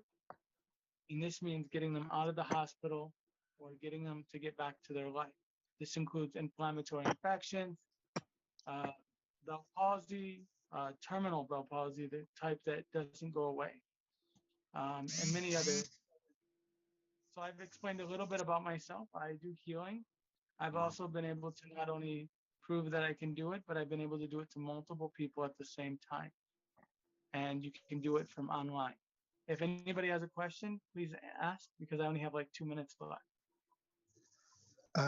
Is it possible to get your number? Uh, yeah, but you may want to tell me what the issue is first. For example, if it's an inflammatory infection, no problem. If it's something to do with the muscles, no problem. But if it's something like cancer, not the same thing. If it's something like, let's say your bones are unshaped. Let's say your legs are curved in. Like my sister's daughter's legs were inverted because of the doctors broke her leg when they pulled her out when she was a baby. when she was first being born. We were able to fix that, no problem. 6 weeks to 6 months, she never had a problem again. But some issues are great for energy healing, some are not. If somebody has an infection, and I'm not talking about an inflammatory one, I'm talking about like an infection like cancer or something like that, we can slow it down, but we can't cure it. There are many things that your body needs to do. Some things can be cured with a single touch through the internet, but some things need you to do more for. Um, the people here today at the end, the host is welcome to give you my contact information. I'm mostly on WeChat. I'm not on YouTube or anything. I've actually been banned from YouTube for being uh, a danger to COVID. I've been blocked. My healing merchandise has been taken off the shops.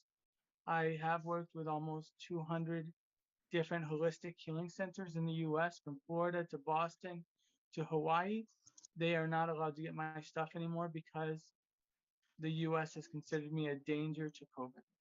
I've never talked anything about COVID. I only talked about healing the immune system, but I've been blocked. Um, so now I'm just on here. I live in China. I work here. I heal people, but the US is making it very difficult for me to do anything in the US. So I dropped out of all So, social so, media. so have you thought of being in Africa to share some of the great stuff that you do? I mean, like actually put it to use, healing people, and I also to be able to teach some of this. Nigeria. I healed his brother when it was his turn. The guy ran away. Um, I worked with a guy in Nigeria. I think his name was Xavier, Xander. When it was his turn, or when it was his brother's turn, he ran away. His brother said, "I don't believe in this. I don't believe in this." Bye. Um, so some people were very skeptical with me, but I've tried a few times with Africa because I believe that What, we have the when you same. say Xavier, sorry, when you say Xavier, is it Izu Uh, of Xavier? Is that who you I mean? don't. It was one of the people who contacted me that I met here in China, and his brother had a spinal issue, and I treated Okay. a friend of his, but then his brother, when he found out it worked, his brother wouldn't let me treat him. And that was my only chance in Africa at that time. Some people are very skeptical. I tried in Africa just one time, but when people find out it was real, some people, Xavier's brother, and I don't remember, this was many years ago, probably 2020, 20, maybe 2019. But We really need to do an article on you, everybody got scared. Well, I have articles in my like WeChat. say a Um, lot. I'll give Are you on WhatsApp? I'll Are you give like on WhatsApp or something? I will give you his WeChat number, contact. I will give thank you. But if I'm not on my But yeah, WeChat, how can I like email uh or something, or if not WeChat? give her my email okay. to give to you. I can I'll I get can give my Yeah, I'll get your email. Michael, YouTube blocks people left and right. I put a video in there because, like, in my native African Congolese village, we used to like use hot water and ginger and this and that for, like for malaria, even and I mentioned the word COVID in there. So that video got taken down from YouTube. It got taken down from Facebook. So don't take it personally. It's not like they're targeting you or anything. So they're very strict nowadays. Yeah. well, they sent the Well, guy that was promoting me. 'cause- They sent him a message telling him that my picture, my face can't be up there anymore. Yeah, I understand. but I Ambassador agree. Bube, were you saying something, Ambassador Bube? Well, I'm saying that COVID is synthetic. Was created in a laboratory, and it's only normal that yoga, hypnotic healing, like the kind of thing Michael does, could naturally beat it. Apart from using certain pharmaceuticals, we discussed a bit of this last week when we talked about media and medicine, and we all know that COVID is supposed to make big pharma richer. So they invented something, created a problem so that they could find a way to fix it based on their own methodology. And it's only normal that the kind of things that Michael does and a couple of other people will help, or I mean, can beat COVID. It's just normal. So blocking him off YouTube and the rest of them essentially is to ensure that a lot of the knowledge is not put out there. It's just what it is. I would I would really look forward to getting his WeChat number and email, and No to do a problem. story sometime in the future. Yeah. No problem. I get it to you. And we're going to shift gears now to Mr. Avinash, Guru Avinash. Guru Avinash, I'm really sorry that you joined us a little late. No pressure, but we can, um, so we can go on and project your PPT now. Thank you, Michael, by the way. Thank you, Michael. Sorry, I forgot to thank you. Guru Avinash, can you hear No, me? no, Okay. no, mira, anything, you be more on Mr. Ismail, please mute yourself. Thank you. Constellation, can you mute? Okay. Yeah, Guru sorry. Avinash. Hello. Guru Avinash, can you hear me, please? Yes, I can hear you. Hello. All right. Go on and project the PPT, please, for Guru Avinash to, Okay. yeah.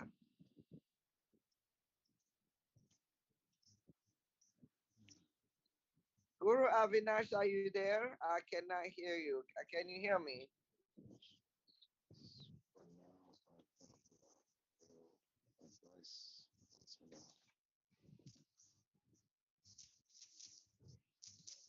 You are muted. I think Dr. Avinash Mishra is muted.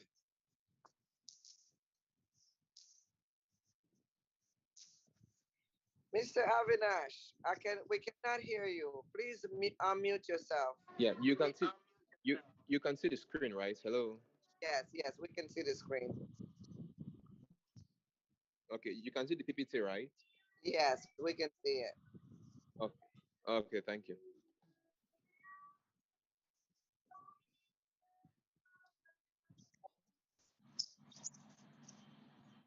But we cannot hear a word he's saying.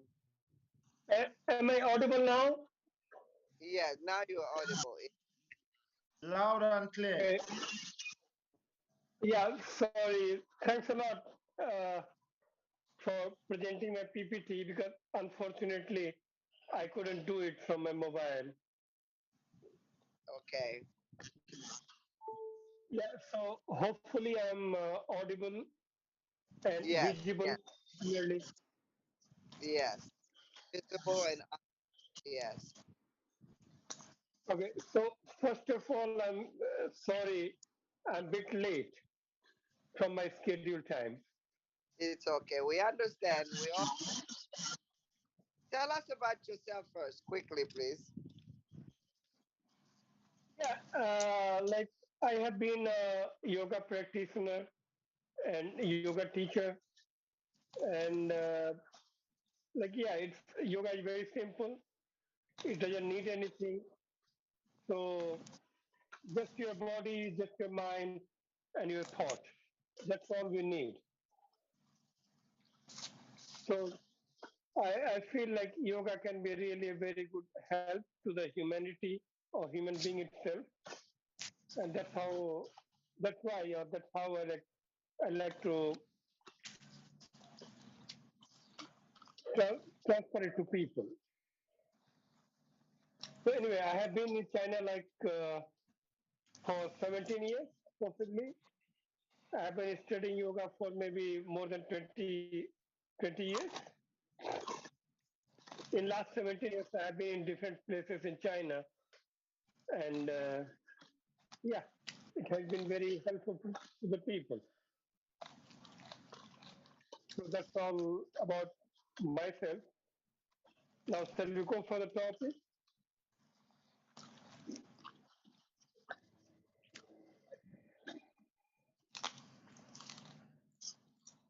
Hello.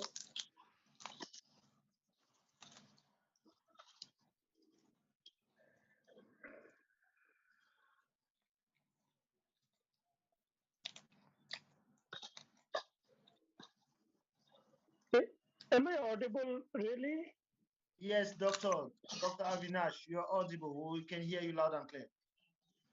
Okay, so hopefully everyone has that PPT or some, if not, then we all can hear, see that PPT in the ground, I mean in the screen. So can we go to the first slide? So we will Please, we will please, start everyone with else, mute yourself. Mute yourself, please, everybody else except for Dr. Avinash, because we're having some noise coming in.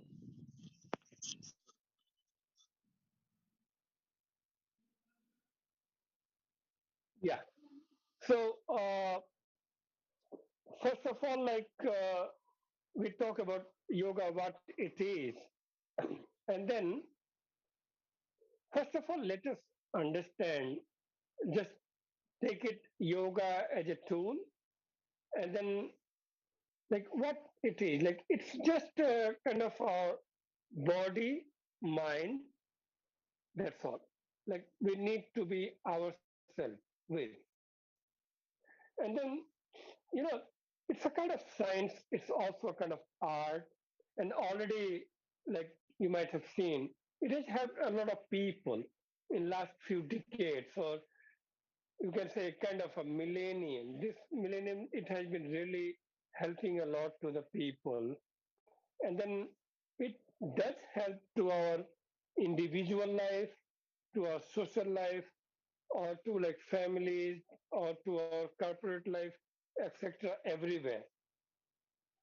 And then what exactly it does? It does bring like support to our health system. It makes us more of kind of happy. And then if someone is interested in spiritual realization, etc., it might also help to them. Okay, but okay. First of all, then again we go back with the same question that what yoga is, because unfortunately, like there have been a lot of yoga brands, yoga teachers, yoga gurus, etc. It's they're coming day by day, every day. So, and everyone might have a different set of like theory or set of explanation. So someone might get confused that ultimately what it is about, what yoga is. So basically, yoga is just like a kind of uniting, like joining, uniting, or union, you can say, kind of union of what? Your body, your mind, and then your emotion. Or let's say, okay, making it simple, your body and your mind. So it's a tool to join it, to combine it, okay, to connect it. If you talk about more of like higher level, then it goes to Atma. We in Indian Indian philosophy we say Atma. Atma is kind of a soul to Paramatma. Paramatma is kind of the higher soul, the highest soul. So the like minimum or like say our soul combining to the highest soul. So both combining together. Anyway. So and then also it's like explained by different uh, text, different books. One of the book it says like Bhagavad Gita, which says like screen action. Screen action means what? Like whatever you do it perfectly, but without getting stressed. Like what we say, attachment in detachment and detachment in attachment. Okay. So yeah, I mean, so skillful action is also result of our yoga. And then it's like, our mind, we have a lot of thoughts every second, every minute. We do have a lot of thoughts. So somehow controlling our thought, or let us say not controlling, but kind of like getting everything summarized, whatever we don't need, just get rid of it. That could be, I mean, yoga is a very big tool, very good tool for that. And then our thoughts.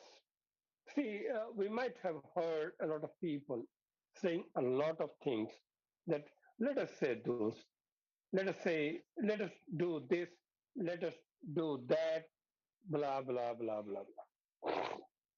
Then what we think, okay, first of all, we think that what we should do. Then maybe we talk to someone, our friends or family or anyone, that, okay, we have to do this one. And then again, does our activity, does our work really support the thought what we had talked about? So it's about thought, our words, and then our deed, getting it like kind of synchronization combined. It's a very good awareness. Like it does increases our awareness. Kind of awareness we can say in different level, like physical awareness, and then vital awareness on prana level. Prana is kind of like vital, you can say, like breathing, etc., or energy level. Also mental level. So mentally we are kind of aware for everything. Then intellectual. So here, like mentally and intellectually, we need to separate a bit. So, like intellectually, also we are aware, and mentally also we are aware, because intellect is kind of a higher governing body to our mind. That's how we separate intellect to our mind. And then, in like kind of blissful state, we are very aware that we are blissful, we are relaxed, we are very happy ultimately.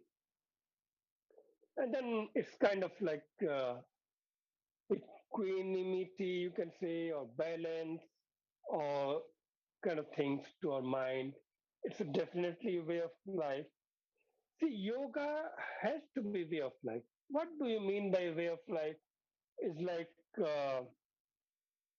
say, it doesn't mean that you go to somewhere, get a yoga mat, and then you practice it, do some postures, etc. No, come on. It's more of a like idea. You start working with the ideology of yoga, with the ideology of combining. Okay, so that's how it works. And then it does evolve our consciousness. Okay, different level of consciousness we start with. Even now, see, when we talk of yoga, then the most like authentic text what we talk of is like Patanjali Yoga Sutra. Sorry if someone may not understand my accent.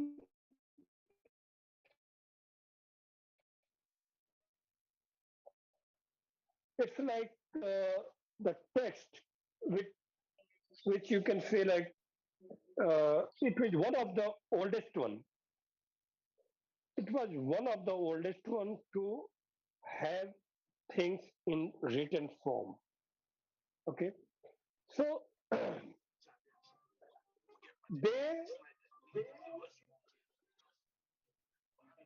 like Patanjali. he gave one form of yoga named Ashtanga Yoga.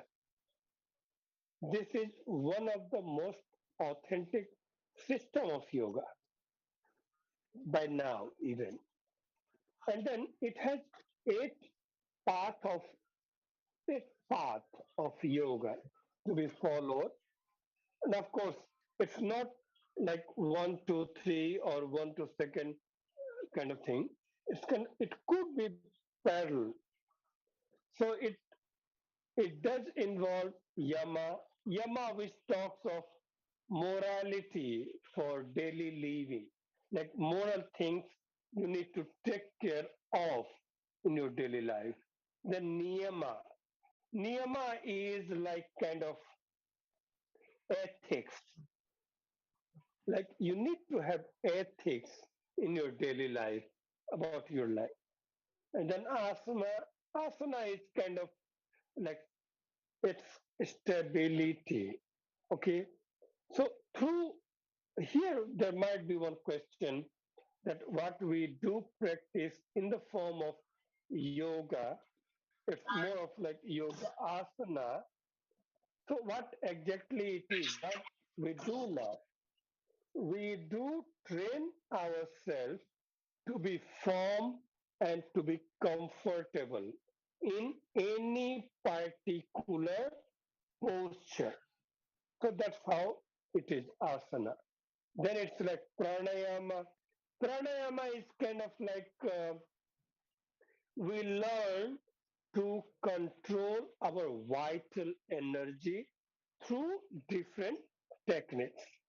We have many techniques for that, through which we do learn how to control our vital energy. And then next is pratyahara. Pratyahara is like, we have our sense organ, okay, our senses. And it's very good, but it also does create problems to us. We have a lot of problems because of our senses.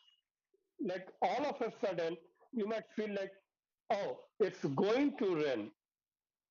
And then you are like kind of conscious, oh, then I should have this, I should have that, I should be like that, I should be like that, etc. And after a few minutes, you feel like, unfortunately, there is no rain at all.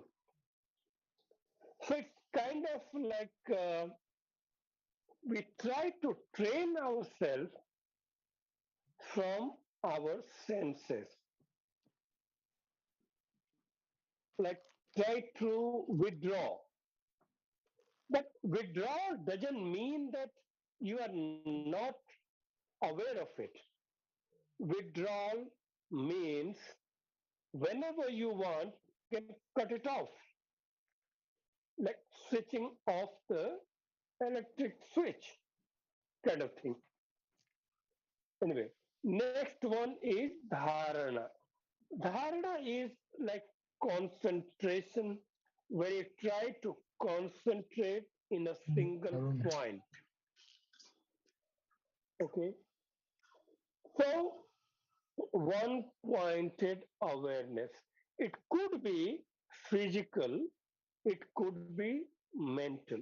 Like mentally, you try to focus in a single, in a particular time, in a particular state, or in a particular thing that everything could be part of your like dharana. And then dhyana. Dhyana is like, a set of meditation. Like when you are trying to understand, your focus is totally there, and then you are maintaining there. Okay. Like say, I tried to do, like say, for example, my son, he, first of all, he has to focus, dharana, that he has to do homework. And then when he starts doing homework, this is kind of meditation. Automatically, it starts coming out. And then samadhi. Samadhi is kind of it's more of a spiritual wording where you become one with a higher energy. Okay, or you can say, I mean, I have my own explanation of samadhi, where you can say you got free from everything. That freedom, ultimate freedom, could be samadhi. So this is kind of like Ashtanga yoga, 8 parts of yoga. And now we'll go to like yoga and yoga therapy. We need to understand bit of difference between yoga and yoga therapy. So, uh, as we have gone through, first of all, what yoga is. Yoga is like you are trying to connect your body with your mind. Maybe we also can explain it like your spirit with the universe. But at least body and mind, we all can feel with, we all can understand with. And then when we talk of like yoga therapy, then what it is about? Yoga therapy is ultimately about having the integration between our body, mind through prana, like through energy.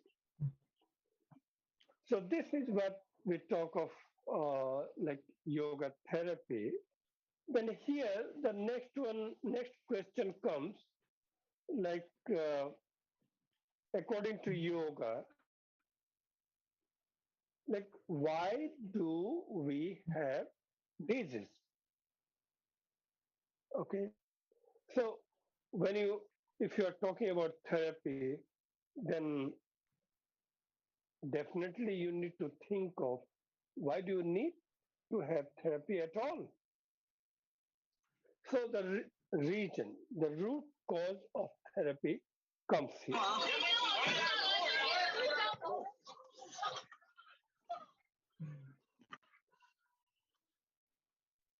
So basically what we talk about, that might be something difficult for you to understand right now. So I will just quickly pass it. We talk it about like Dvaitam, or like say duality, duality of our mind, our body, or the society, etc. So I'll just pass it off. I'll go to the different explanation, like what disease is. And then disease is like it's kind of uncomfort in our body, in our mind. Okay. And then here, like we do use a lot of postures, a lot of movements, okay, where we can be relaxed, we can be free from stress. So that's how we do go. And then here, of course, when we talk of therapy, Ayurveda, I don't know how many of you are aware of Ayurveda, but here Ayurveda also comes into the picture, and then it is like three. It talks of three dosas. We have three different kind of body. So anyway, and then in different texts like Yoga Vasistha, it talks about psychosomatic and non-psychosomatic disorder. So psychomatics are the one which have like our body and mind combined. Moreover, like like stress oriented disease and non stress oriented disease, you can say. Like we met an accident, we just fell somewhere. That could be non stress disease. That, that there are some other ones, like say for example, we have got sleep problem, we have got like digestive issues, or like say we have got different hypertension or lower blood pressure, etc. So this is very much related with our like psychosomatic elements. And then we also talk of like body and mind combined disorder. So that's what I was talking right now. Now we'll talk about how exactly that what is the system behind that which through it works. So our body we can divide in three different parts or different three different levels. One is sthula sarira. Sthula sarira is kind of like our physical body. This is like our anatomical existence, like say our bones, our muscles, our joints, etc. Then we talk of sukshma sarira. Sukshma sarira we can understand as physiological or psychological or intellectual existence.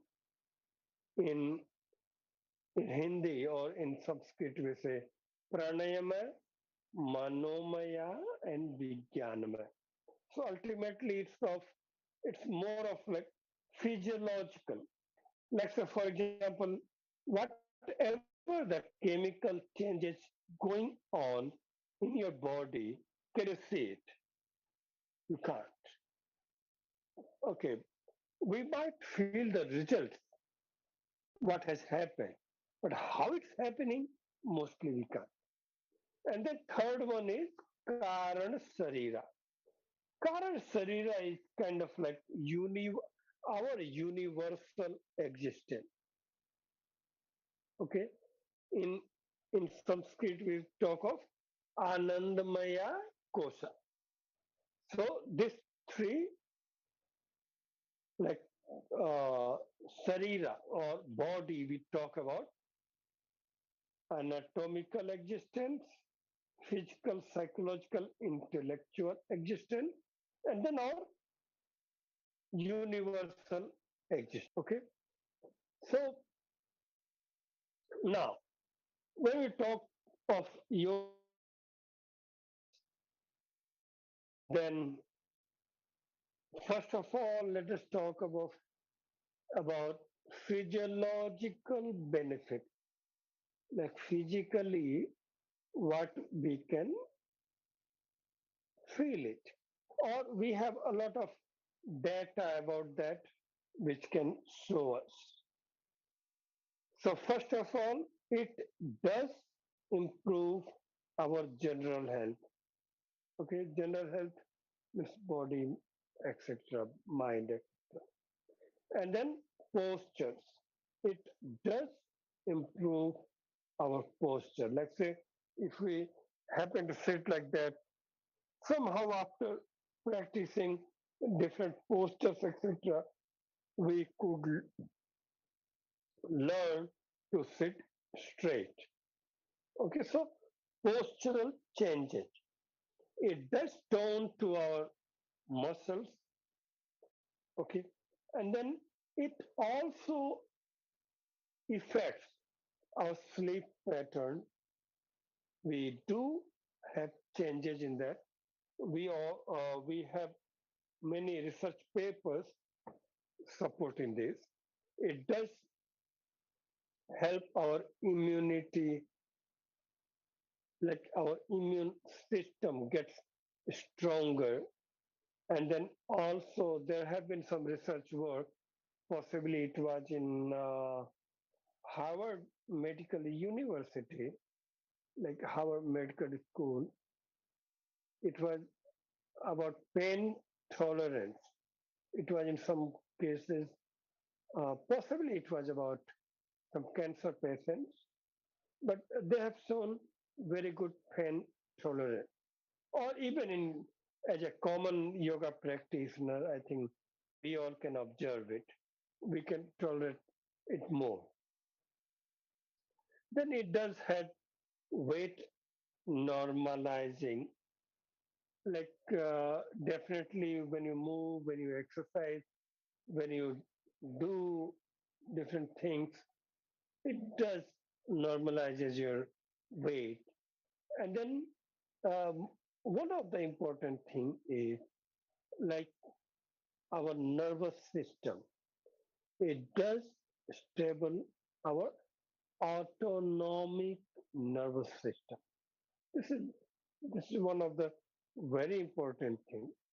And then it increases our cardiorespiratory efficiency, musculoskeletal flexibility, etc. And then our joint movement it can bring different change. Like if without yoga we can move to this much, with yoga maybe you can move to this much. So it does helps us to, to improve in a range of joint movement. Then of course physical endurance, strength, and then it does increase level of our energy. Okay, and then it does decrease. I mean, what I'm talking about, this all scientifically, sorry, it's like already scientifically proven by now that it does reduce our heart rate, blood pressure, respiratory rate, EMG, etc. So in and then it does normalize our endocrine function. It's a very good help to that. We all can go through different our data. We all have available there. Then next comes to psychological benefit. What do we really get benefited psychologically? So it does stable our mood, it increases physical awareness, then kino- kinological changes, kinesthetic awareness, etc. And then subjective well-being, which does increase self-acceptance when you start feeling like more of satisfied with yourself. Because see, whatever we are, we have to accept it. Very simple. Then you socially try to adjust yourself. Once you understand yourself, you try to adjust it. And that's how it does change psychologically. And then our state of our anxiety, state of depression, etc., does reduce. And by the way, once again, I'm repeating it. I'm not simply talking. We all can go through in Google or PubMed, and we can find a lot of articles supporting. And then next one we can talk of like psychomotor benefit. Like it's more of our like brain functions. So grip here we talk of it does increases our dexterity, grip strength, fine skills, etc. It's all comes under our higher brain functions, and then it does improve eye and hand coordination. And then when do you react? How do you react? So the reaction time definitely get changes, and the perception, like we need to perceive about something that def- changes. And then balance. Yoga has really shown in some research studies that it really helps our steadiness and balance. Ultimately, we can say that our body parts, like different body parts, different systems, can be really integrated, and yoga can help. It can really help to integrate the different functioning of our body part. And then we can say cognitive function, then it definitely improves, it does improve our memory, attention, concentration, depth, perception, and learning efficiency. But once again, I am repeating here, I'm talking about the traditional yoga, postures, breathing techniques, relaxation techniques, all are part of yogic practices. Then definitely we, we get all these different changes. And here, like we also do have some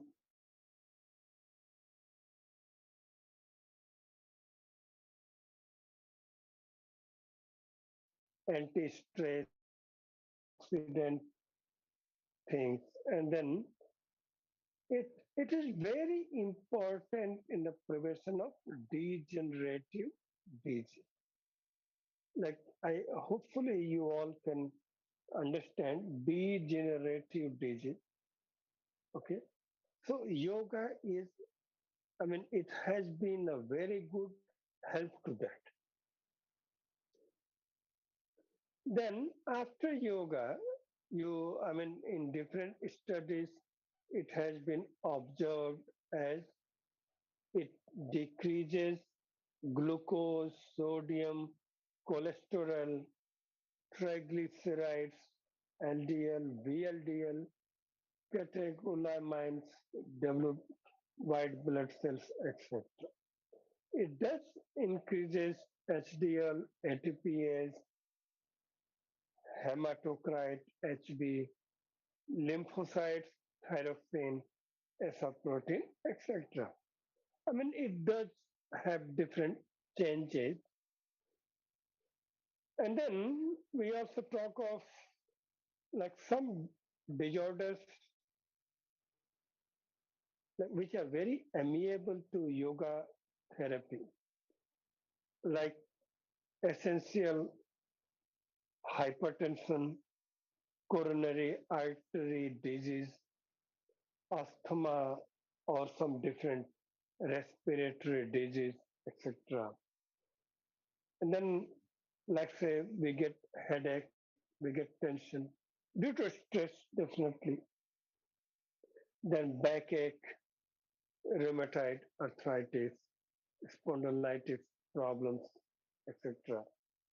Diabetes, thyroid, obesity, irritable bowel syndrome, like which is related to our like digestive problem, dyspepsia, ulcerative colitis, etc.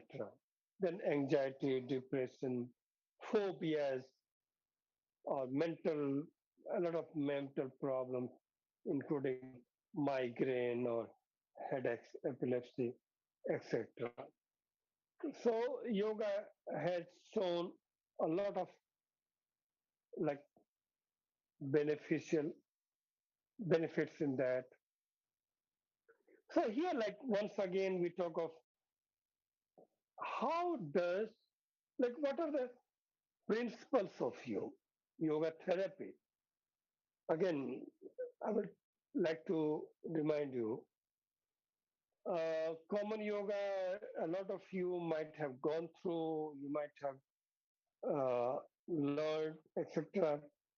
But here we are talking about principles of yoga therapy. Like, what are those?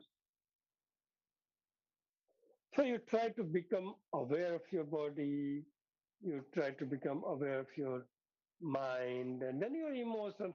How does it work exactly? And then you do change, make changes, you do improve in your dietary habits, and then you try to relax yourself through concept of yoga, relaxation. Try to relax, try to change your breathing, and then you try to focus it inward, like inside. You try to focus it, and then improve the flow of healing pranic life energy to all parts of your body.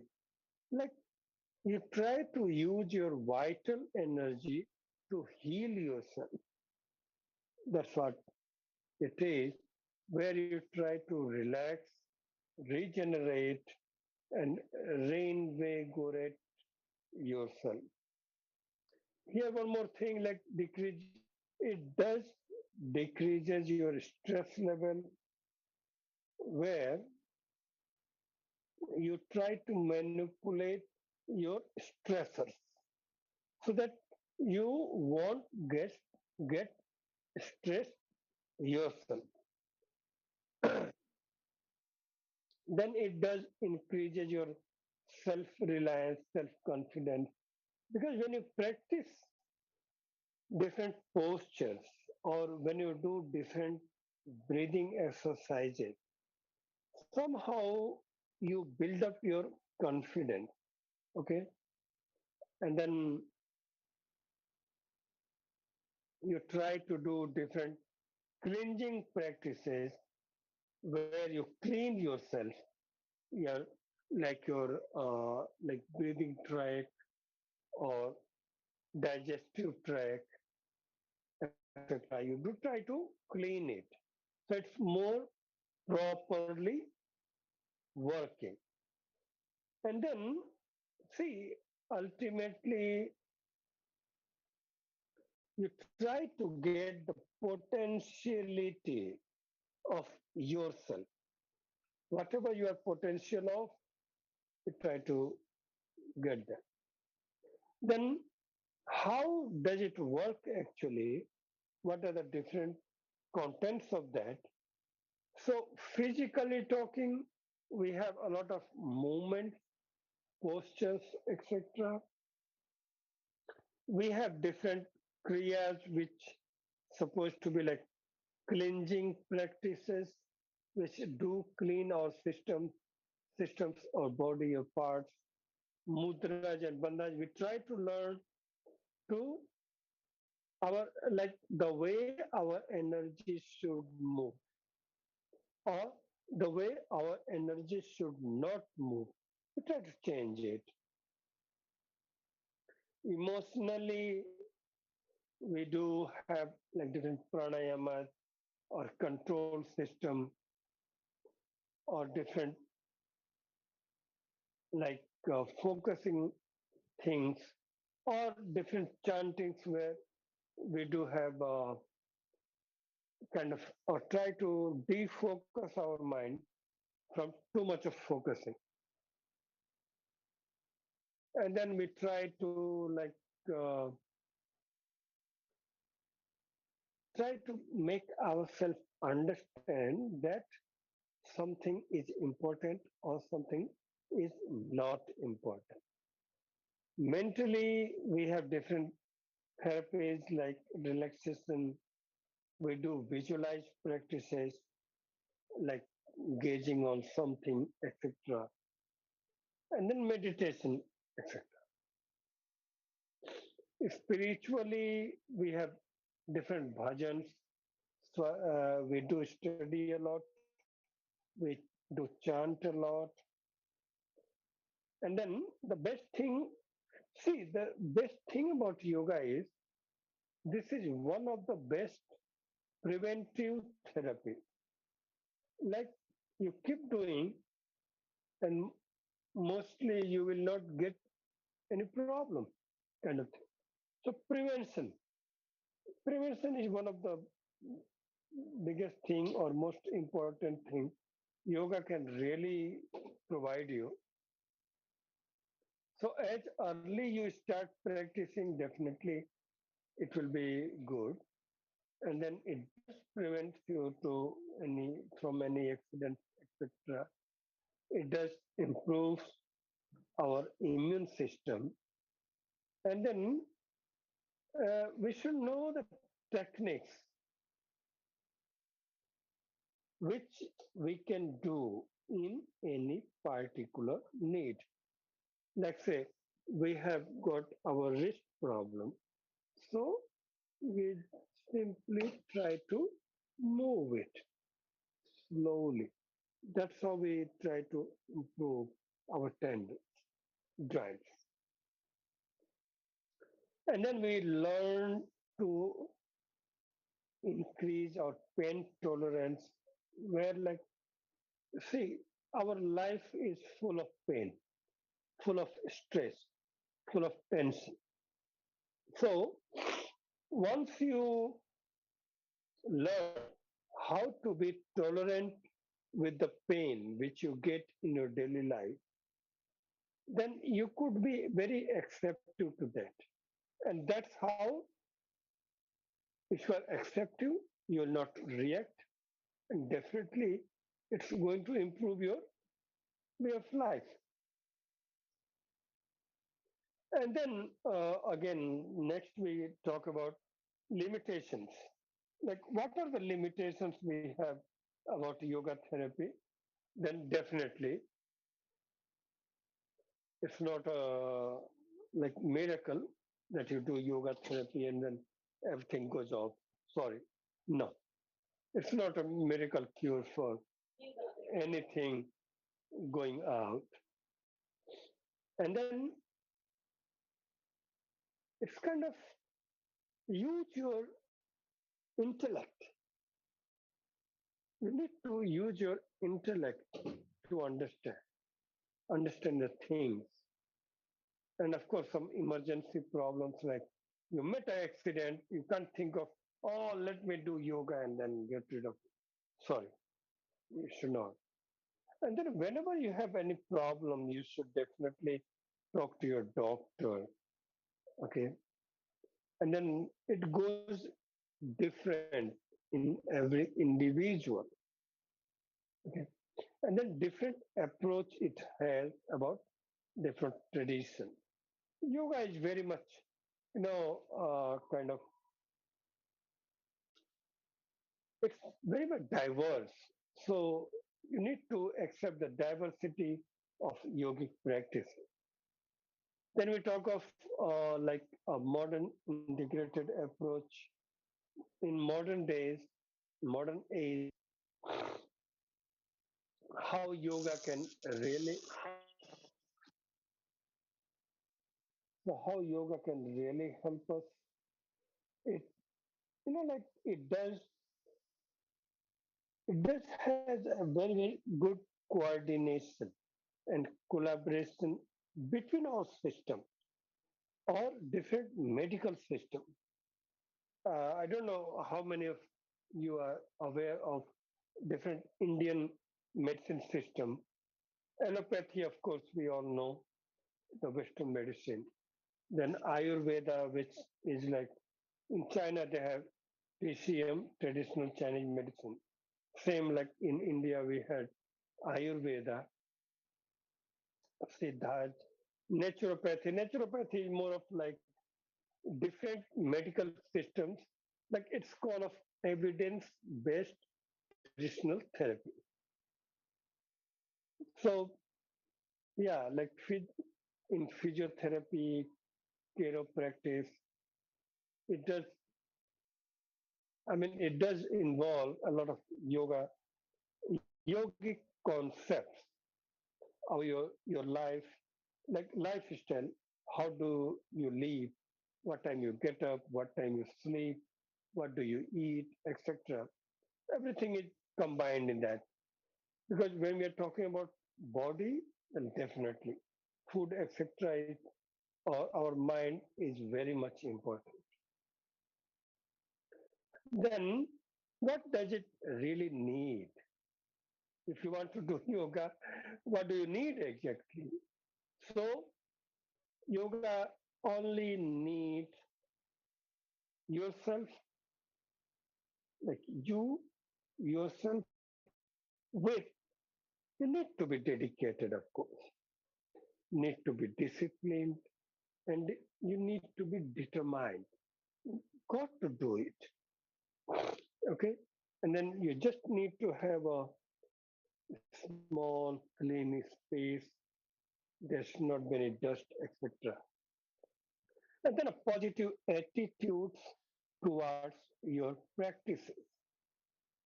Definitely fresh air, light, water, etc. should be part of your practicing environment. Now, here once again, let us go back to understand yoga. Like we have talked of what it is, but again, there have been a lot of misunderstanding about yoga, what it is, where we can go through what it is not. What is not yoga? So definitely it's not a cult, okay? It's not a religion. We in yoga you don't need to be any religious person or any particular religious person. It's not a kind of like you can cure everything. You will not have any disease. Sorry, no. We can help many times, but definitely don't take it as a magic. And of course, it's not a physical exercise like jumping around like monkeys, etc. Sorry, it's not yoga. And then you don't try to run out, okay, run out of the things. You can't escape your life problem. And then, of course, it's not a part of like easy making money tricks, etc. So ultimately, what we can say is yoga is integrated way of life where we try to integrate everything like food, our habits, our movements, everything like that. Then awareness, it does improve our awareness and consciousness, which plays a great part in our guiding our spiritual evolution. Okay, many of you, I don't know if you are interested or if you do understand spirituality, etc. But at least we can say mentally, emotionally, we need to be stronger. So we do have a lot of as a yoga to our emotions, to our mind. And that's kind of a science. Science is what? Science is something where we go through logic. Then art where you try to make it the best. So you use your body, emotions, and mind to have your better life. So yeah, that's all about today. Please let me know if there is any question, any doubt. Please feel free to get back to me. Well, wow, so much. I'm just learning a lot today. So it helps with your blood pressure, it helps calming your nerve, anxiety, depression, lots and lots of good advantages. And I'm glad you stressed the fact that it's not a cure for everything. Let me just do yoga. Oh, my disease is gone away. That's very, very important. I like that. Wow. So, how long have you been doing yoga? Pretty much all your life? See, as yeah, like as Indian, and I have like from our childhood we get interacted to yoga, but professionally I've been doing it for more than 20 years. Like in Oh. 2002, I started with. And when you started doing it, you definitely noticed a lot of difference on your body, right? Oh yeah, in fact, even today, like every time, every day, every moment, when you do it, and when you are like mindful, when you are mindfully involved in that, you feel the different changes every moment. Okay. That's wonderful. Wonderful. Um Constellation has a question. Go ahead, Constellation. Yeah, thank you very much for this program. I really enjoyed it. But I have a question for you. Yeah, like No, for sorry, sorry, yeah, thanks. Yeah, please, please, thank you. please. Okay. Uh, I just read your PPT. If I can quote you carefully from what you said, I'm trying to check right now. That you said yoga only need dedication from what you said on your PPT. So my question is, uh, if I should put all my time, or if I should put all my time on practicing yoga, because I remember I traveled to Tibet some time ago in my life, to Tibet, and I was practicing yoga, but I quit. So if I should put all my time to practice yoga, so what clear benefits can I get to my health? Because I stayed in the monastery for like 30 days, then I had to run out because it was kind of boring. They were doing yoga there. So if I should do yoga, what specific benefits can you tell me that I can benefit from that yoga health wise? Yeah, because I don't drink, I don't smoke. So what new things can I get? Yeah. Okay. See, it's very simple. Like when you try to practice yoga, Yeah. your body changes, your mind changes, Okay. and your breathing pattern changes. You know, so our body, our mind, our breathing, if it changes in a harmonious way, harmony, Okay. Yeah. Okay, harmonious please, way, can you explain the then part of things mind? most, Okay. yeah, Yeah. say Can you explain that mentally, part of the what mind we changes? Can you explain that part, please?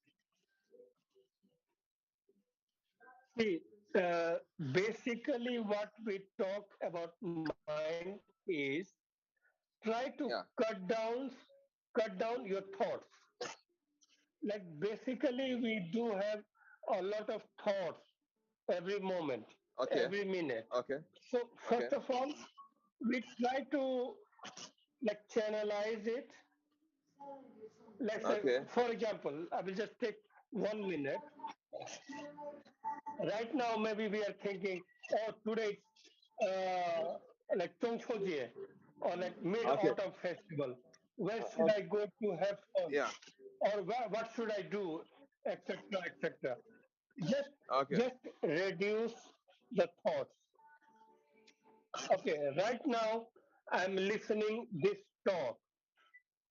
Just let me concentrate. Okay. When I am in my family, just let me talk to my wife. Just let Okay. me talk to my kid. Okay. Like it's more of like being in present. Yeah. You understand? Okay. So Like Yeah, I get the mind point, is but something okay. you can't control it. Yeah. You can't Okay. control it. You just have to guide it. Um. Okay. Okay. Yeah. Thank you. I get that point. So when I practice yoga, now you tell me about the advantage. So what are the disadvantage for the mind? Because it seems like what's the disadvantage of practicing yoga in terms of the mind? Because it looks like I should free my mind, but yet I have to complicate myself, right? So that I can do what I'm doing. Yeah. No, like I just said Will, in will some yoga of make me my lazy? Like, PPTs, would I be somehow lazy in my mind? Because now you talk about freeing the mind, Okay. hmm, getting Yeah. free and getting Okay. lazy are two different things. Uh. Okay. Getting free does not mean you are lazy. Okay. You are very energetic, but but you don't But want to okay. waste your time. Okay. Okay, let's say Waste my time on what? right now Waste my we time on do what? think a lot of time. Let Yeah. let's say for example, right now we are Okay. thinking a lot about COVID problem. Like Okay. cases are increasing, problems are increasing. Okay. Do you think really it does help? Just we have to be careful by ourselves. Have the mask, Okay. have the vaccination, and be careful. But worrying a lot about that does not help. You need Okay. to work, you need to go out, you need to walk, you need to do that. So reduce the Okay. phobia. Okay. But I'm sorry, I still have more questions. I mean, I really sometimes I will talk to Michael, and hopefully sometimes I will meet you physically. Okay, but sorry, like just to clear one more question, like Sooner just an extended we question. will be meeting physically. Okay. Please, please, Okay. please. Like now, like for right now, the average human being, like myself, for example, the average person has so many stuff on his head. So if I should practice yoga, don't you think it's going to complicate it? Because now I have to carry so many burdens on my head, solve family problems, solve this one, solve that. So if I should practice yoga, are you trying to tell me to forget about those problems? If I free my mind, then it means I should forget about them somehow, right? No, no, no. You don't need Okay. to forget. Okay. You just But I should free. need to re you just need to redesign it, which is Redesign. important, very important, most important, not Okay. important. I get it. Like you Just need to categorize it channelize it. carefully. Okay. Okay. I think that's what I'm looking for. Thank you. Please. Thank you. Thank you No, so much. hopefully Thank Good. you we'll so get much. to First priority and Thank you second so priority. much. I get the point. We Thank are you very going much, to sir. end right here. Thank you so much for all of our guests. Thank you. Mr. Michael, we can do a vote of thanks, but after we end the show, if you still have questions and if some of our guest speakers still have time to hang around, please feel free. Mr. Michael, vote of thanks, please.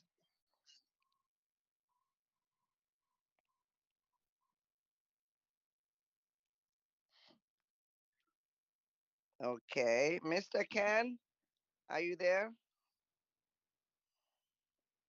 Yes, Mr. Mike, you're muted, please. Yeah, yes. I just unmute myself. I said Okay. that's a very wonderful point to end the discussion. Categorize the problems in your life, and your life will be free from stress. We want to appreciate all our speakers tonight, from Dr. and Mrs. Balinga, for your evergreen presence and contributions. We deeply appreciate you. Then we want to thank Mr. Luke Benza, the vice chairman of the International Wushu Federation Traditional Committee. Despite his tight schedule, he was still able to make it tonight. He has left, but he apologized that he has to go for another meeting. Of course, we can, understand the time schedule of people like that, and we want to thank Mr. Michael, from USA. We are still bringing you back on board. So don't go too far away from us. We appreciate you, Emilia Bywaters, Daily Nuggets, for fishing him out and bringing him on board. We haven't gotten enough of him. We are still bringing him back. So let him know that he has not escaped from our hook, because we can see that the guy is powerfully loaded. He has a lot to say, so we are bringing him back, and Mr. Ibube, we thank you for your time and your presentation tonight. Is so insightful, so, and we appreciate all our participants too. We have Joyce Ada, we have Kenneth, we have Oneka, we have Pepe, our wonderful moderator. She has to leave due to one reason or the other, the network problems and all that. And we also saw Mr. Tunde Omitogu, guest network too has problem and he has to leave. And we have we also notice Debbie. She was also here with us and left. So we appreciate all of you for your time. So thank you so much for making this program a memorable one. Via your contributions, your valuable contributions tonight. We appreciate you. So over to you, Miss Emilia Bywaters. Thank you. Good night, everyone. But please remember that, Mr. Constellation, you can stop recording at this point, and we can just hang out. Those of you that have the time, there's no school on Monday. There's no work on Monday. So if you have some time, you want to hang out. Emilia, Yeah. Miss Emilia, please Yes. permit me to also appreciate Miss Patricia Nkwane and Miss Nante Oblete. They are also present tonight. We appreciate them. Okay. Yeah. So thank you everyone for coming, and Constellation, go on and stop recording, please. The recording has Then we can stopped. just talk. I have a quick question for Dr. Balinga, the Mister.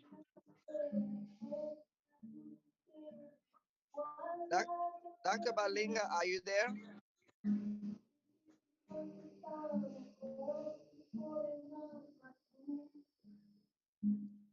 Yeah, Dr. Emilia, Balinga? Yeah. I really get the point. I think that makes sense. I think that's my major benefit today of categorizing the problems. What the doctor said. What do you think? And also focusing, the problems Yeah. are there. Okay, you have Yeah. to go to the Categorize them. airport. You have to go to the airport, pick up your best friend. You also have to go in the kitchen and cook dinner, and then you have to finish. You have to finish. Yeah. Okay, good. I'll be with you, Dr. Balinga, in a minute. So the problems are there. The airport, you have to go to the airport, pick up your best friend. You also have to go in the kitchen and yeah. Okay, good. But Emilia, I'm sorry to cut you short. Yeah. Now, I wanted to ask you one more question before he left. There was one more question. Now, he talked about priorities, right, of the problem. Why is our conversation being echoed?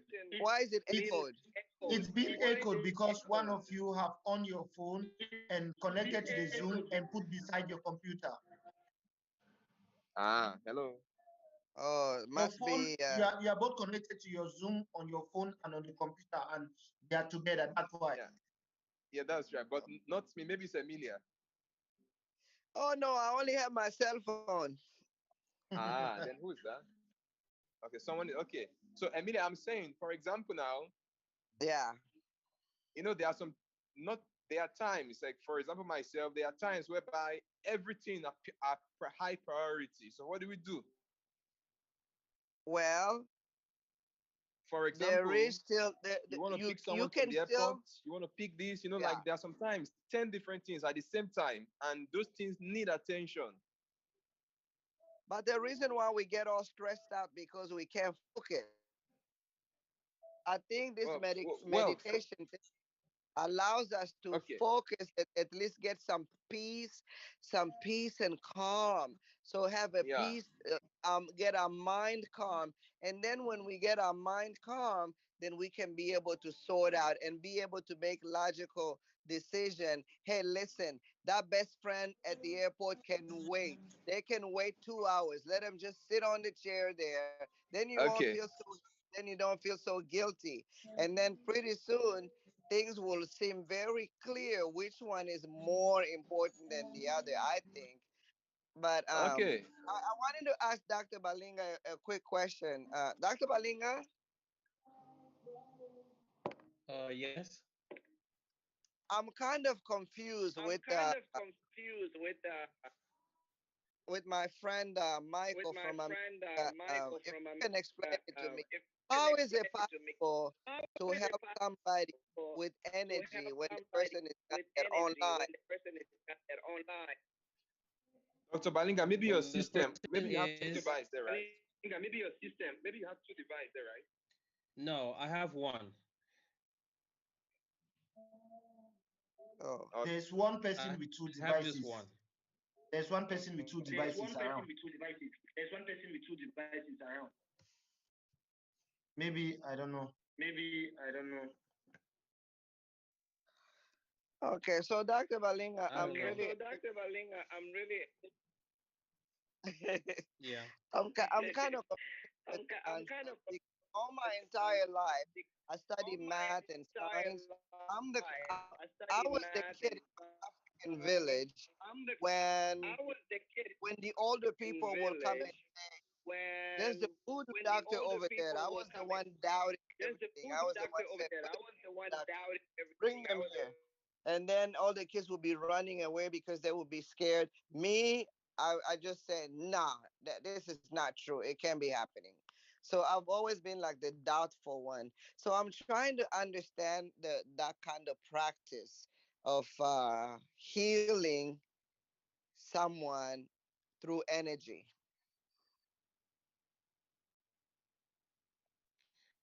Yes. Can you guys hear me clearly? Yes. All right. I will try to explain this in a simple way.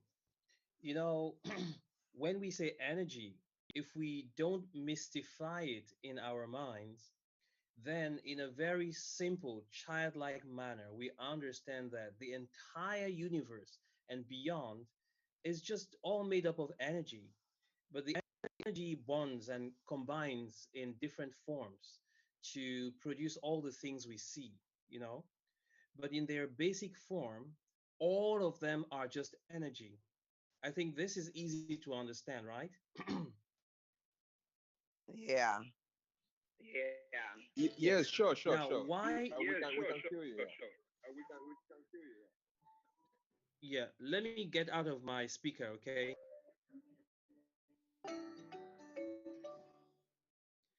Yeah, I just shut down my Bluetooth speaker because it might be influencing the way we communicate. So, can you guys Yeah. hear me clearly? Better now. Good. So, what I Yeah, was, sure, sure. Yeah. yeah, I think maybe that speaker was a problem. Yeah, so what I'm trying to say is that everything is really energy. If we look at it like a child with a child's mind, everything is made up of one ocean of energy. Now, this ocean of energy has different fields in it, and these different fields have different frequencies. So once energy takes on a different frequency, a different form appears in the material world. It's just because that particular field moves differently, vibrates differently. So our our perception of it is different from other fields which are vibrating on a different frequency. It's that simple. So, items vibrating on different frequencies sometimes can relate to each other, sometimes cannot. Now, we think people are at a distance and we cannot communicate with them, but we find it very natural to hold a mobile phone in one hand and call someone in the United States from China. And we don't think this is witchcraft, you know? Your mobile phone in your hand can That's a communicate craft. with Yeah, another that's a one, craft. Thank you. even steal information from another one, even get a gun to move in That's another a craft. country Yeah, that's a craft. and shoot Thank you. somebody else from so far away, your mind doesn't think it's magic because nobody suggested it's magic and nobody suggested it's witchcraft. And it's not. It's not witchcraft in the sense that it's just science. What we understand, we call science. What we don't understand, we call magic or witchcraft. So for someone who wants to heal another person at a distance, if you have no education whatsoever about how this can happen and that it is a natural process, you think it's magic and you think it's witchcraft. Once you're educated clearly as to how it happens, why it happens, then you just start to see it as a very normal, natural phenomenon. So, for example, I have this feeling of of being me, I am me and I have a name. You are you and you have a name. Because of this, I see you as separate from myself, right? So I believe that I cannot communicate directly with you. This is because of my ego, the perception of myself as a self and you as another self, as broken, as separate from each other. From the moment when my ego disappears for one reason or another, my ego disappears. I still have the feeling of being, but I don't have that wall that separates me from other things because I do not identify myself as Tony. I do not identify myself as just this person. I just am. I just am. I don't know how I can explain it. I am, but without a fixed name, without a limited name in a limited space. So time and space do not hinder my perception of anything or even of my own self at that time. Because I do not limit myself, my perception of another being is just as an extension of myself. Is this understandable up to this point? Hello? Can you Yeah, guys hear yeah, me? of course. It's well, I would like to drop a comment there, but I don't know if you're true. Yes, Hello? yes, yes. Anyone hearing me, please let me know because Yes, I'm I Yeah, following have the you. feeling. yeah, I'm following you too, of course. Yeah, yeah, of course. It's well, I would like to drop a comment there, but I don't know if you're true. Yes, yes, Not quite yes. through. Yeah, not quite through. So it's a very simple Yes, process. I'm following you. Yes.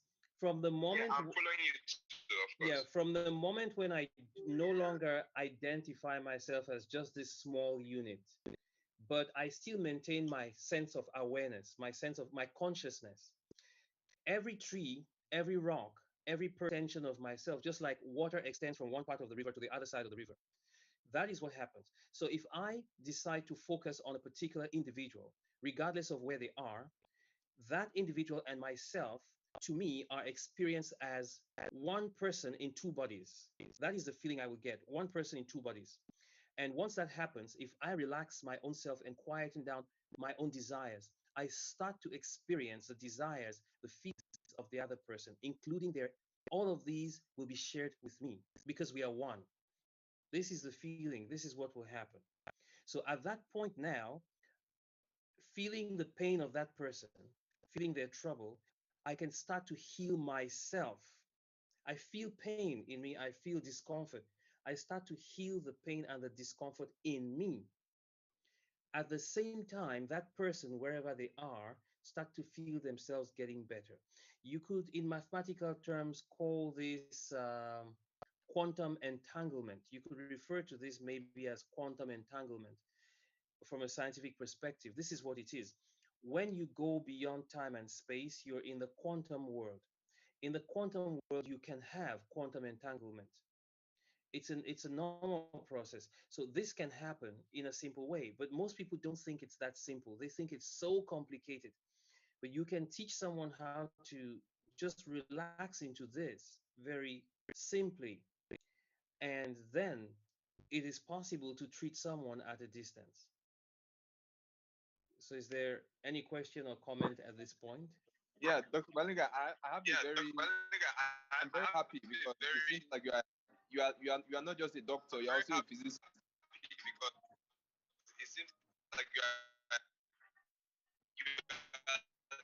Maybe my phone. Okay, let me change my stuff. Yeah, sorry, I will end this course so I can change my other stuff. I think my phone calls.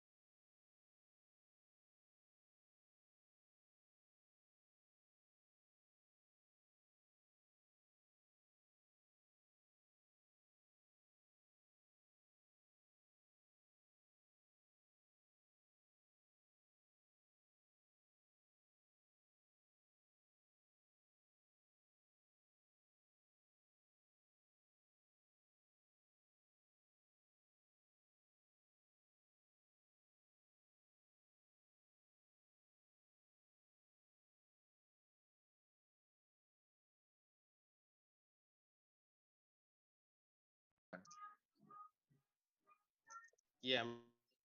Okay, so sorry, let me chip in there. When I was a little, should I wait for those guys to join or let me Here. see? We have 3 people now. Okay, maybe I'll continue. Mr. Michael. Yeah, you Okay, can continue. okay.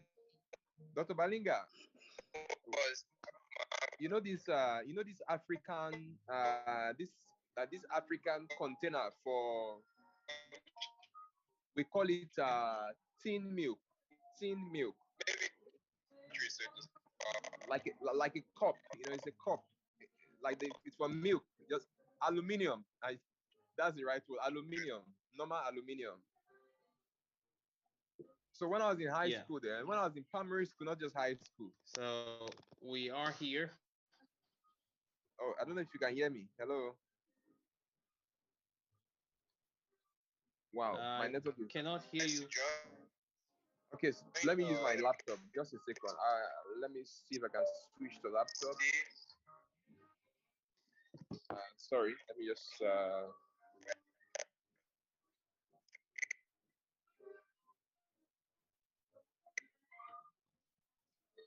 Looks like your line Yeah, is I'm trying to use my laptop. breaking up a little bit, or is it mine?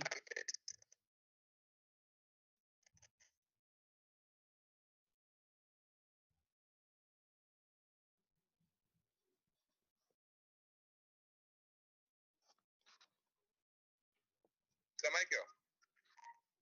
Yeah, oh, yeah.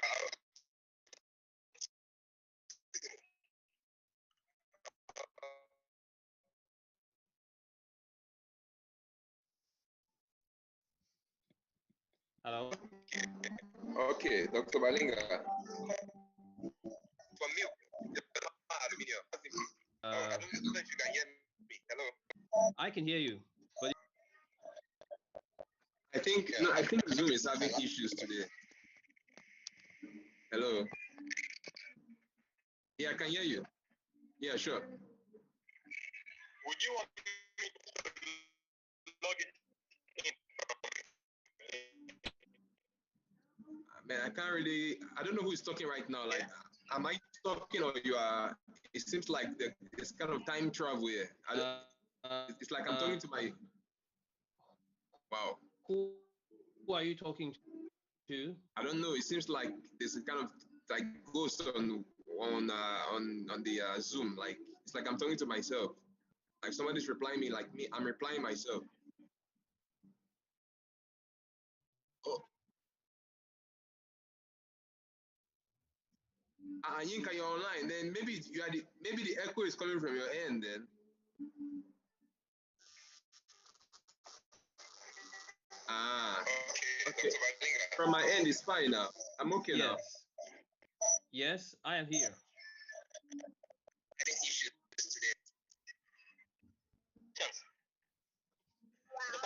I don't know. Yeah. Okay. Is it my line which is bad, or because I was getting exactly. you Wait, in let a me mute broken some manner. guys. Let me mute. Yeah, everybody's muted. Okay. You can hear me clearly, right?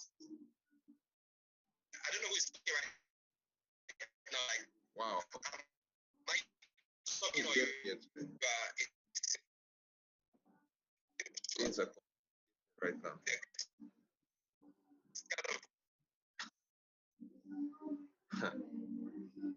I don't know what's happening. What's happening today? No, I think Zoom is having issues. Maybe Zoom is having issues. All this is happening. I've said it probably 5 minutes ago, and it's repeating itself.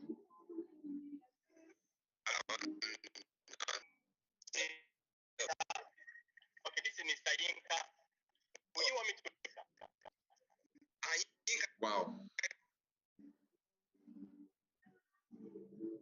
What's going on here?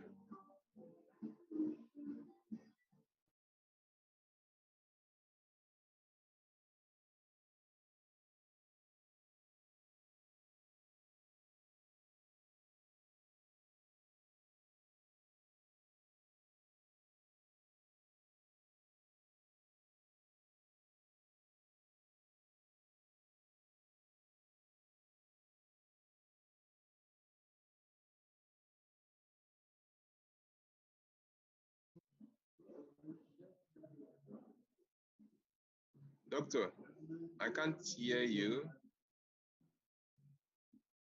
It's like, Dr. Balinga, it's like your stuff is. Wow, what's going on here today? Wow, what's going on here today? Okay, Can you hear me now? Yeah, sure, I can hear you now. Yeah. Okay, I can. Yeah, sure, I can hear you now. Yeah. Yeah, I think Zoom may be having some problems. So if it does, someone can take this to WeChat and then invite all the other people to WeChat, and then everything will be smooth. I think WeChat is better. Let me call that group. Right. Right. Okay, thank you. So we can all go to WeChat. I think it should WeChat be group. Exactly. WeChat group. Exactly. Let me. I've left the group now. Let me. Yeah. So why we can end the.